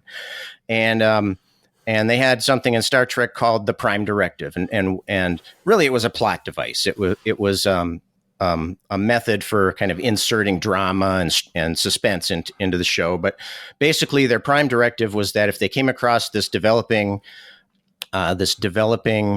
civilization, and I suppose this would apply to aliens too, but they didn't want to directly interfere. Sometimes they would kind of stretch that a little bit. Sometimes they would. Sometimes they would like dress up as people from that society, and they would go in and maybe they needed to kind of get them on in a different direction, or who knows what. But they didn't want to mess with other people, basically. And so that could be what's happening here. That could explain why, why didn't they just say, hey, we're aliens, we're from this planet, or, we're humans from the year 5000 or whatever. That could explain why maybe they didn't, they didn't come in and be honest. And so, or maybe they knew that it would blow the people's minds and they would freak out and go to war, or, who knows what. And so they wanted to be subtle. They wanted to make subtle adjustments here. And so I guess the arguments would be the same for the human beings traveling through time as it would be for aliens. Was there anything that you wanted to say do you attribute about this particular? Any other event in history to something like aliens or space traveling humans? And if not, why? Why just the resurrection? Any other event? Like, what about the Lincoln assassination? I bet aliens wanted the North to win because they're so far, or wanted the South to win because they're all about enslaving people. And I could envision them wanting to enslave the humans, and they think probably slavery is a good thing. And since Abraham Lincoln, since he was against slavery, I could see them coming down here and wanting to mess with things. And so they came down and they made a plot to assassinate the president of the United States so that the South would maybe win or whatever. Man, yeah. So, do you attribute any other event? Well, to answer your question, I said, let's use your Lincoln example there. If we didn't have any evidence outside of that story that kind of thing happened, I mean, that kind of thing happened all the time. People get killed all the time. Even world leaders by that time, had been getting killed over. So you're saying because it was a miracle, thousands and because thousands the resurrection of Jesus was a miracle, that now we could attribute all kinds of crazy things, all kinds of crazy possibilities because it was a miracle. But okay, go ahead. You didn't let me finish. Sorry. You didn't let me finish. And so since we have more mundane explanations, I mean, this goes back to when we were talking about evidence. We said it would require less for me to if I'm trying to explain, if I'm trying to justify a mundane event, then I can use, then, there's less of I don't need extraordinary evidence. And that's because we have evidence of that kind of thing happening all the time. We have evidence that people walk to other people's houses all the time. And so if I walked, a mile to your house or whatever, you'd believe me. But if I told you that I flapped my wings and flew there, you'd need more of an explanation. You need more evidence to believe that. And so, yeah, I mean, it's, if something, you can slap the word miracle on it, but if it's something that's unusual or unknown up to that point, then yeah, we have to, it seems to me like you're the one who's excluding possibilities. I never excluded any kind of, I didn't say that yours couldn't have happened. I'm just saying that it could be these other things too. And so if we come across a novel situation, we need to consider these different possibilities. And we also need to consider the possibility that maybe we don't know. My point though is you said yourself that all of your data, it could lines up with, it could have been aliens. And what I'm saying is all of your data with Abraham Lincoln, it could have been aliens. Yep. So why don't you attribute that to aliens, but the miracle of the resurrection you do? It sounds like you have a bias towards miracle. Nope. So why don't you attribute the assassination of Abraham Lincoln or any other event in human history? Why not the Big Bang? Why not you attribute the Big Bang to a natural source? What about aliens? You don't. No, I don't. I did not. No. Okay. You say you don't know, but you argue like it's a natural cause. I argue saying that it could be a natural cause, and since we all agree that natural things exist, can't be supernatural. Then, or that you don't. I didn't say it couldn't. I never argued supernatural cause. We don't have any evidence to believe that. And that's what I'm saying that's about the case, aliens and the resurrection. We don't have any evidence to believe it was aliens. Just like we don't have any evidence to believe that aliens were meddling in with the assassination of Abraham Lincoln. Right. All right. I agree. We don't, and then that's why I don't attribute those things to aliens, because we don't have any evidence for it. Likewise, is the only thing in history that you would attribute something like that to. Is there any other event? No, I'm not attributing the resurrection to these causes. What I'm saying is that I am equally skeptical about each of these explanations so far. I'm not saying that I have any evidence that any of these happened, including your explanation. Okay. I'm saying they're on equal footing because there is no evidence to tip us from one of the explanations to another. That's what I'm saying. I'm not saying I think it's this. What I'm saying is I'm equally skeptical about these other explanations for the same reasons as I am about your explanation, because we don't have any evidence for them. We don't have any evidence, to use Wallace's words, or to use the jury instructions that he brought into play here. We don't have any. We have these multiple explanations that all fit the evidence, and we don't have any reason to favor one of them over another. You just have to disagree on that.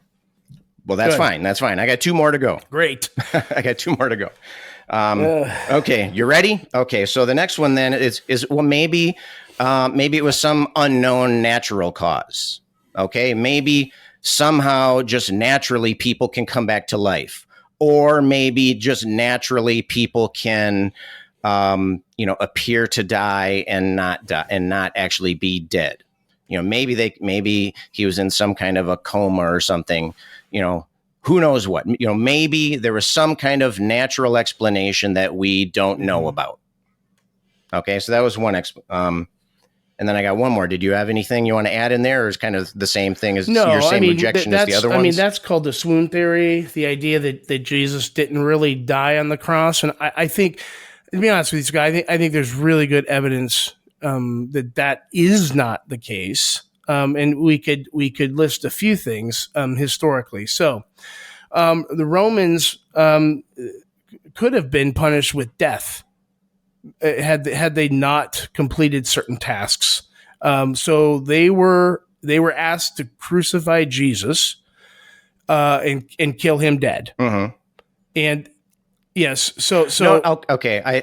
I right. think He I get dead, where you're going here, and so that would be a reason that would be a reason that they all thought he was dead, because they did things that, well, this kills people before, right? So if I do it again, it should kill him. And I'm not saying that, I'm not suggesting the swoon theory. I'm not saying that I think that that's what happened. What I'm saying is maybe there's some kind of natural phenomenon happen, because we learn new things about nature. You should be equally very often as skeptical of that, because it's if that is what happened, it's the one time it's happened ever, so that we know of. So that right. I think kind of that's what you're suggesting as well, right? That would be the one time this person was brought back to life. Right, but I think I could argue in context that was different. He predicted his own death and resurrection, and then he resurrected. So I mean, right.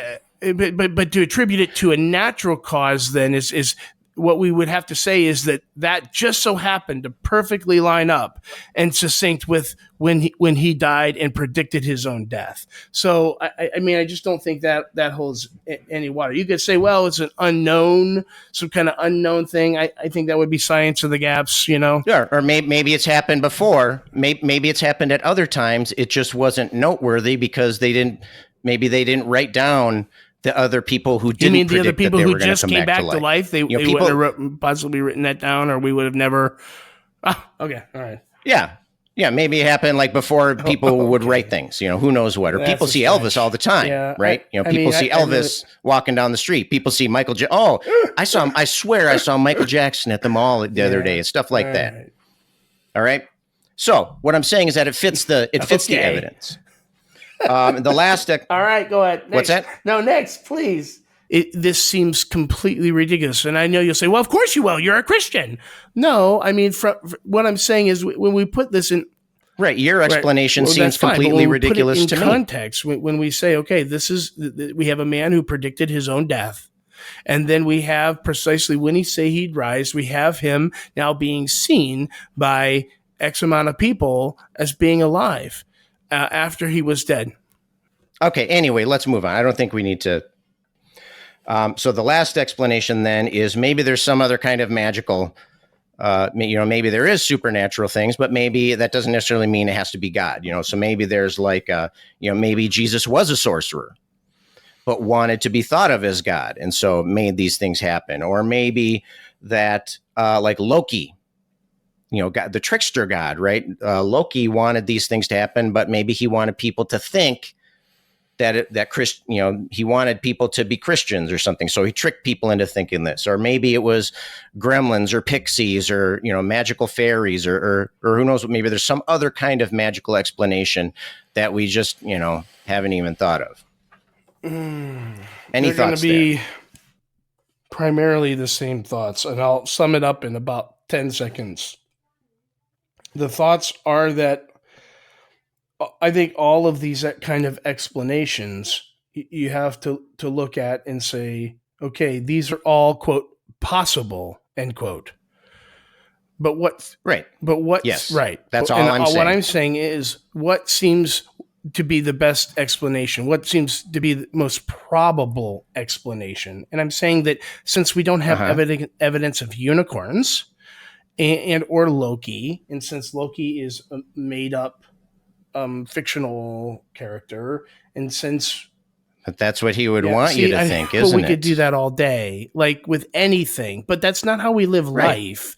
We don't live life like that. We ask what is the most reasonable explanation, and all I'm claiming is the most reasonable explanation of Jesus rising from the dead, or of these 5 or 6 main facts, minimal facts, is when you set it in first century Jewish Palestine, under those circumstances, that I think the resurrection is the best explanation. Right. And so, and then of course my point was that, there's nothing that you can point to that doesn't also fit the other explanations. Okay, there's nothing to tip the scale towards that particular other evidence for God's existence. You talk about first century Palestine and so on, but all of that other evidence that you talk about could also fit with these other explanations, and so we need to have a way to discriminate between them, and we don't have a way to discriminate. What would you say about, like, for instance, like we have the Jewish people who claim to have some kind of relationship with a supernatural being? Okay, so and they're claiming to have this relationship, and they're writing these things down, and as we read it, we could see why, or we could see the quote, the God of the Israelites or the Jewish people interacting with the Jewish people. We could see God explaining why he's interjecting in history and human history. And so we could see this storyline of why this supernatural being, the God of the Bible, or the God of the Jewish people, would raise someone like Jesus from the dead. What I'm saying is we don't have any other narrative that describes why aliens would want to do the like. That's what I'm saying. Like, if you look at the narrative, why do you think that what you just said? Why do you think that can't fit with any of the other explanations? I think it best fits with the explanation that the writers. But in order for you to make that determination. Okay. Sorry. Yep. Go ahead. That what I'm saying is that I think you would have to show some kind of evidence that aliens are trying to be tricksters and trying to interject. Whereas all I'm saying is, let's take the text plainly for what it's saying, and let's not imply anything else in it, and let's just take them at their word. If somebody could come up on the witness stand and they could tell you a story, the defense could get up and say, well, what about this or what about that? Well, I mean, sure, you could interject all kinds of stories and all kinds of possibilities, but then you would have to show why it is that they're not telling the truth. Like, are they? I mean, again, you could bring up all kinds of possibilities, but you could just take them for what they said it was.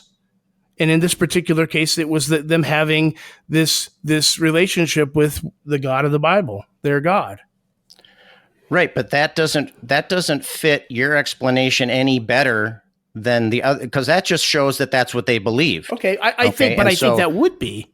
I think if somebody, honestly, if you're having a whole people group believe this to be the case, I would say that that's better evidence than somebody was able to trick all of them into believing that was the case. You see what I'm saying? I mean, does it make more sense to say? Why do you say that makes more sense? Well, I mean, it just would seem to me that it would be easier. Yeah, it does seem to you, doesn't it? But can you give a reason why it would seem to somebody else, or why it should seem to you? Why it should seem to me to be? Well, I would think that if somebody claimed something, if they came to me and they told me something, I think it would be easier to take them for their word as opposed to sitting back and contemplating, okay, well, what else could it have been? You see what I'm saying? Well, yeah, he's saying that, he believed that, but it could have been X, Y, or Z, or it just could have been what they said it was. I never said that it couldn't. I never said that it couldn't be your explanation. No, I know that. Well, when I say that, I'm arguing for best explanations. Yeah, but you need to have something that will fit your explanation that doesn't fit the other explanations. Not just I think it kind of goes this way. You need to have something. If two people walk up to your house and one of them says they walked there and the other one says they flapped their wings and flew there, why don't you just believe him? Why don't you just believe that person? Why don't I believe that they flapped their arms and got here? No, I don't think that's analogous. I think that make more sense? I think the best analogy to just believe what they said. That's what you're saying. I think the best analogy. I don't think that's very analogous. I think a better. It's exactly what you said. I took exactly the words that you said and applied it here. No, I think that if one person came here and they said that they got here by flying or flapping their wings or whatever, then I would have to see the evidence for that. Right, and that's what I'm saying. And since we don't have that evidence, then what would you say? Well, no, we do have evidence. You're just attributing it to something totally. You're attributing it to something totally totally different than what they say it was. So what I have over yours is I have somebody saying this is what it was. And so I would say that, and we have a whole people group. We have the whole Jewish culture, the whole Jewish nation claiming that this. No, we have the handful of people who wrote down the Jewish beliefs. We're also incorporating in here like the God of the Bible and why it would be God as opposed to something else. So I'm kind of attributing that the Hebrews didn't believe it was an alien; they thought it was supernatural. I mean, it's pretty clear what they thought it was, and so that's what I'm saying. I think the better analogy would be somebody came here and claimed that they flapped their arms and they got here, that's what they're claiming happened. And so, yeah, we could say, and we could have evidence that says that that's what happened, but we could also attribute it to other things that would be considered equally outlandish. And that's my point, right? So, but we have him saying, "I flapped my arms to get here," and so of between the 5 or 6 possible explanations, all of which some people think are equally implausible. Why don't I just go with what they said or what they believed to actually be the case, as opposed to making some other possibilities up? So I would say that maybe that would be a reason. But you said that you wouldn't believe that. Let's say 100 people showed up at your door and they all said that they flapped their arms and flew there. Why wouldn't you believe them? Well, no, what we're talking about is what we're trying to. I don't want to go off on a rabbit trail here and go another 3 hours. What I'm talking about is... No, I think this goes to the heart of the matter. Why wouldn't you believe them? What I'm talking about is one person who came to my home and said, hey, this is what happened. And it seems to be amazing, pretty absolutely spectacular. So I could either, and we have evidence that supports it. Verifiable evidence, at least I believe, that supports it. So we could either attribute this pretty spectacular event to what they said happened, or we could make a bunch of stuff up. It could be this, or it could be that. It could be all those things, but they said it was this. So you believe them. But the point is you're asking, what do I have that's different than what you have? And what I'm saying, what I have is the people actually believed or attributed this resurrection to the God of the Bible. And so that's what I'm saying is different, at least in one point. But that's not different. It's not different at all. Because Loki could convince them that other thing is true easily. Right. So, but now we're adding on extra possible explanations. And now we're talking about Occam's razor. We're talking what is the simplest thing? The simplest thing is what best fits the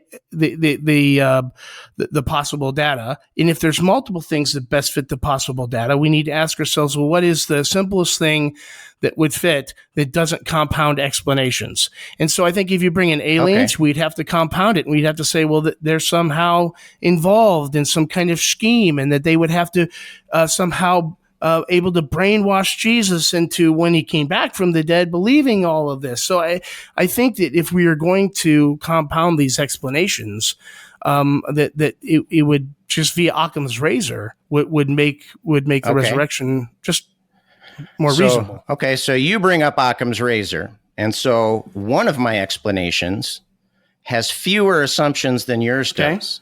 And that was the first one, the faulty memory one. We know that happens. We have external evidence that these different, these various flaws and skips or whatever we want to call them, these issues with human memory.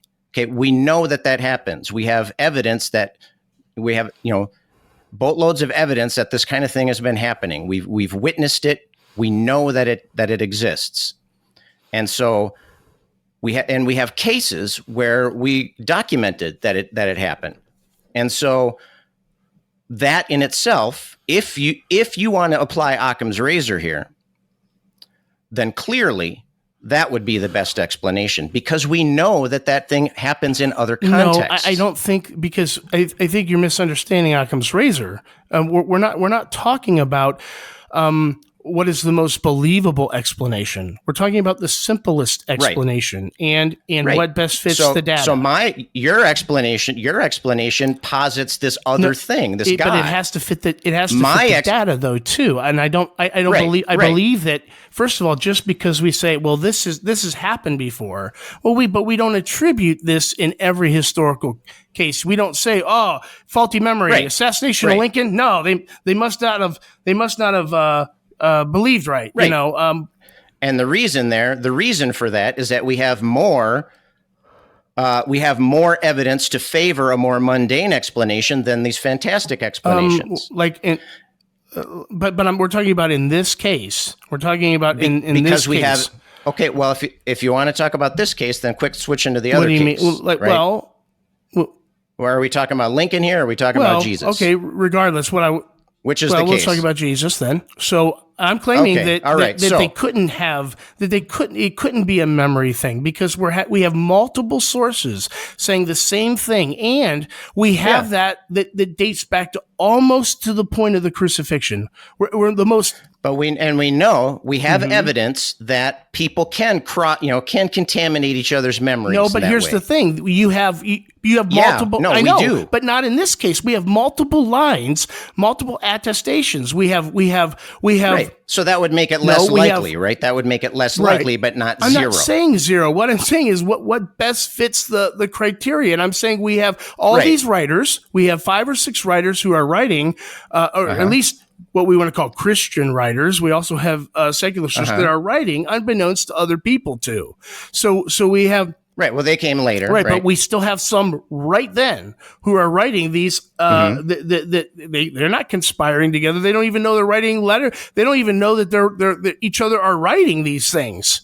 It wasn't until later that these things were compounded and put together. So we have like a chain which we could follow back and say, okay, so and so had this writing, and it can go all the way back to X. Right. But it still can happen.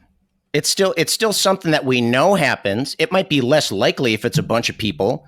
It might make it less likely than if it were just all based off of one person. But it doesn't push it down to zero. It doesn't. We can't eliminate that. We can't say that. I'm never saying we're eliminating. I'm just saying that. You said it can't be that. You said it can't be that. So let me rephrase. We have good evidence to believe that is not the case in this particular instance. No, we don't. Because you don't have any evidence that fits your explanation that doesn't fit mine. No, we're talking about. I do have evidence that fits my explanation that doesn't fit yours. So I have more evidence than you do. No, again, we have to take this particular. Yeah, right, I do. Hold on. I have all of your evidence plus some extra stuff. You say you have all my evidence. Listen. Right, but you haven't given me anything that you doesn't. have to give me evidence as to why or how you believed these writers all somehow came to the same conclusion and wrote about. I'm not saying that that's what I think happened. I'm saying that that's what could happen and is more likely than your explanation. You have to provide evidence for that. Okay, I'll take all the evidence that you say. Okay, so no, we're talking about right now that the gospel writers were somehow had a faulty memory or somehow distorted the facts accidentally. Yep. So I'm going to take everything that you say. Okay, unless you have something that actually can't be because of a memory error. But since you're basing all of your evidence on written things and oral tradition and oral tradition, and all of that comes from people saying something or writing something. Okay, and so it's not like they're taking videotape. But even if I had videotape, Scott, even if I had it, you would say that. But nowadays people can slice and dice, and it would just be, I'm serious, right? You would say that if we had the resurrection on video. Well, we'll see what happens when you provide the video. But what I'm saying is you're basing everything, all of your evidence is from these things that were written down by people who have human brains. Okay, so all of that could be ascribe to they just remembered it wrong. Okay, it could be. It's not okay. So all of everything that you say, which is based on writings and oral tradition, could fit my explanation also. And I have the additional evidence that outside of all of that entire context, we have, we have evidence, neurological evidence that these types of memory errors do. You would happen. have to show how that these type of memory errors happened. If I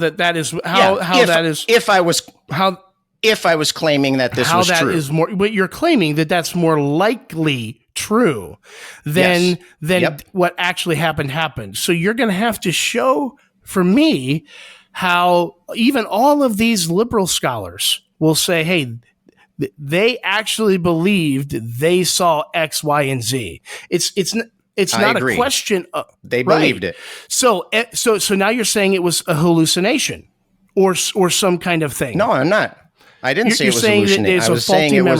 I was saying it was a memory error that we know happens. What I'm saying though is now we have, and I think that part of the reason why historians can say that they believe these things to be accurate. Of course, they won't say Jesus rose from the dead, but they'll say these certain minimal facts. The reason we could say that is because we have it fits the historical criteria. Like so you would have to explain to me how it is that we have multiple lines of evidence, multiple lines of people writing about a similar event that they had, namely that they believed that Jesus rose from the dead. Now, listen, we're not talking about just people who they all believed it in such a way that the majority of them went to their deaths, where if all they had to do was recant, and they didn't.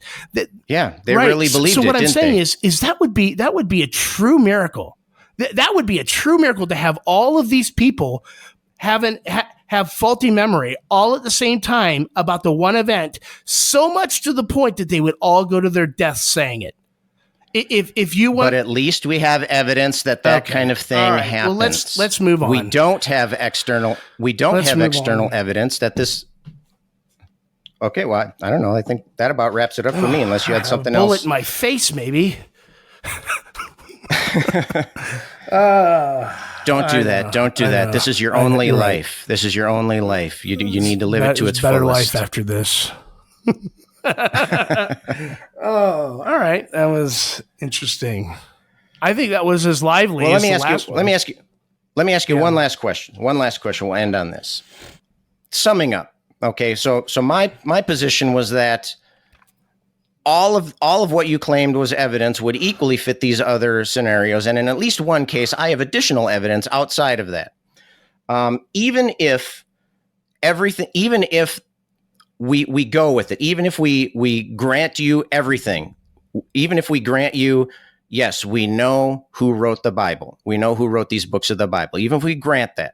Even if we grant that, yes, the writings that we have nowadays match, are accurate to the way it was originally written. So even if we grant that we have the accurate stories that were written by Matthew, Mark, Luke, and John, et cetera, Paul, and so on, and then your list of external, non-Christian writers.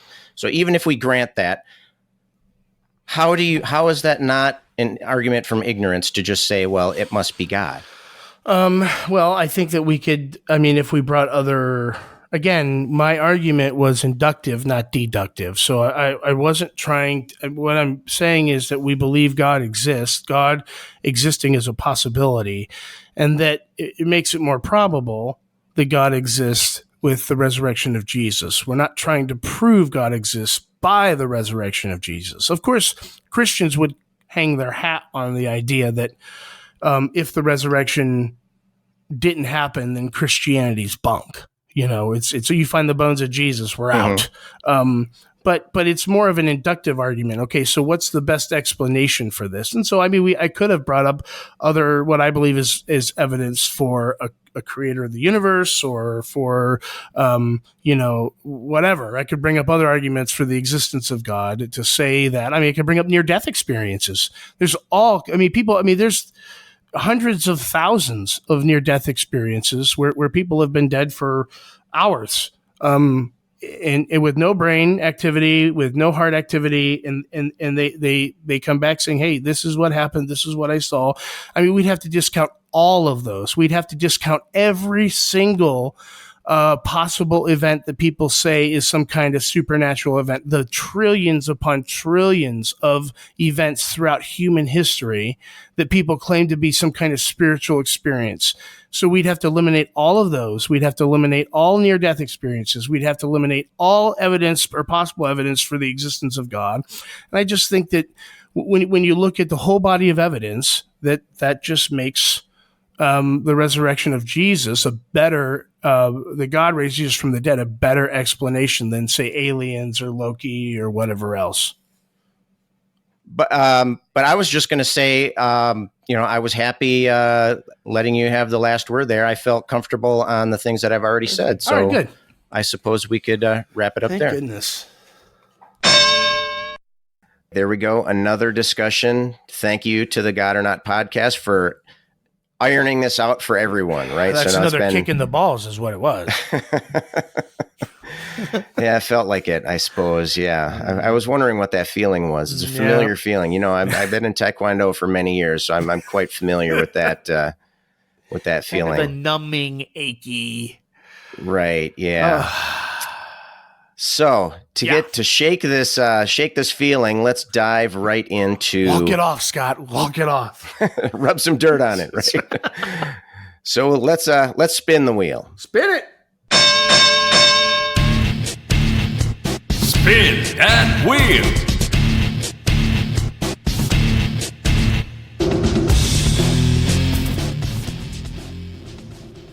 All right, here we go. Our little side bit called Spin the Wheel. And I'm going to spin the wheel first, and Scott's going to answer, and then the tables will be turned. So without further ado, here we go. Spin the wheel. No whammy.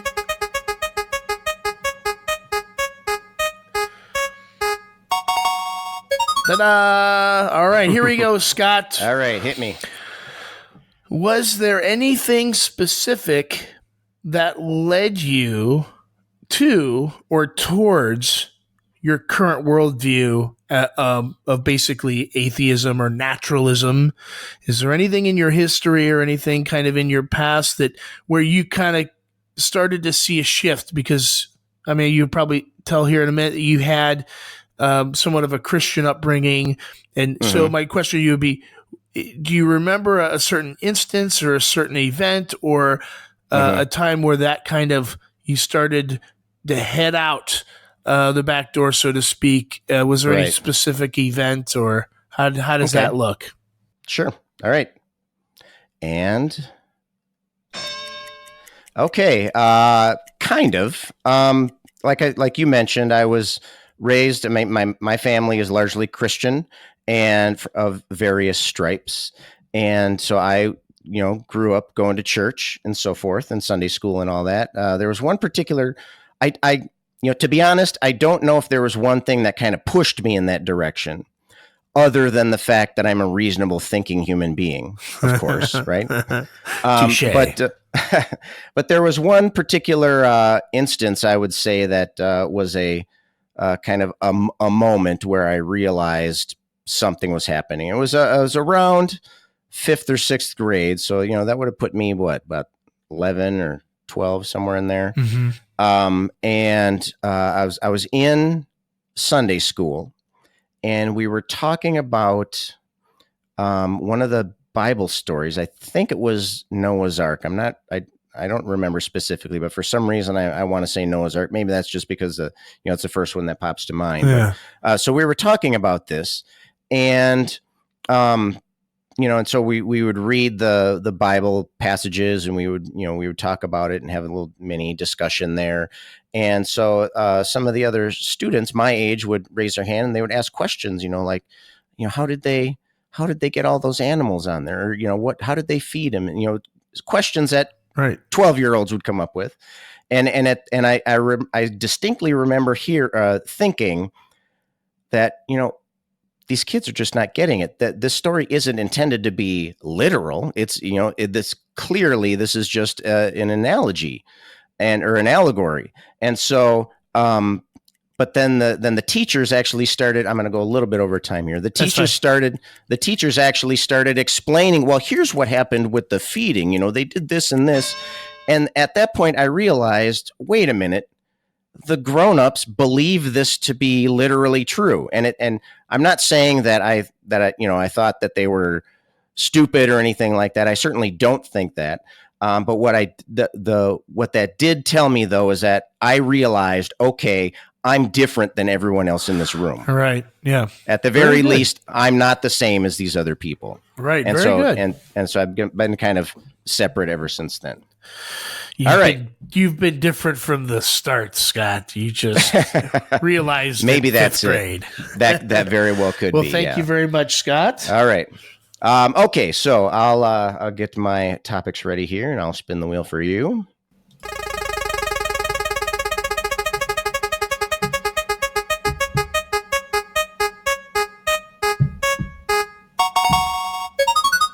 Bankrupt. No, not bankrupt. Okay, so here's your topic. It's on economics. Oh. Okay. And so we haven't really delved into economics all that much, you and I.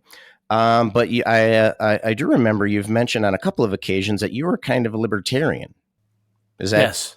kind of a correct? Okay. Yeah, that's fair. Conservative / libertarian, kind of that's in that stripe. Okay, so my question to you, and who knows, it might not even take you 2 minutes to answer this, but I trust in your ability to expand and fill the time. You're very talented in that area. That was a backhanded. that wasn't okay. I suppose I should apologize. I apologize for that. Okay, so the question is, many conservatives look down on labor unions. But to me, that seems like something that a libertarian would support. It's the employees expressing their own freedom to join together and argue as a block. So my spin the wheel question for you is: what's your opinion as a conservative and as a libertarian? What's your opinion on labor unions? Boy, good question. I was actually a member of a local union as a fireman for 15, 20 years. And so practically speaking, I think that unions have their place. I think that you look in history and you could see that there was a lot of abuse and a lot of things that happened that unions corrected. At least from a moral standpoint, they kind of righted the ship. And so from that aspect, I think it's good. I also think that as a union member, I felt more protected, and I felt that I had a little bit more say in certain things. And so that was nice. I will say, though, from a conservative point of view, that I think that sometimes labor unions have overstepped their bounds, and that we've moved into almost a world market, and so it becomes difficult at times to support unions in certain circumstances. So, I'm torn on it because I was a union member and I supported my local and I paid dues for almost 20 years. And I think that, in manufacturing, that we should try to buy things manufactured here at home, particularly within our local communities, and that people should have the right to kind of negotiate together as a unified team.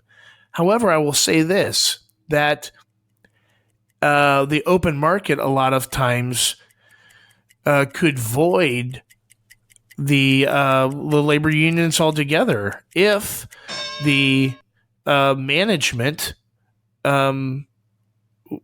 would play by a certain ethic, a certain set of morals. You wouldn't need labor unions at all. So I guess the long and short of it is I'm torn. I see both sides as I was in the Union, and now obviously not. And I could see the economic and the political aspects of both. All right. Well there said. You have it. Thank you very much. And that is Spin the Wheel. And that about wraps it up for episode number 7. Please send us your ideas, questions, and comments to email@godornotpodcast.com. If you'd like to know more about the topics covered in this episode, Jamie recommends...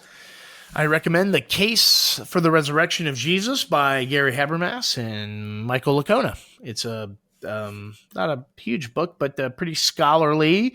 But I think a layperson would be able to grasp it.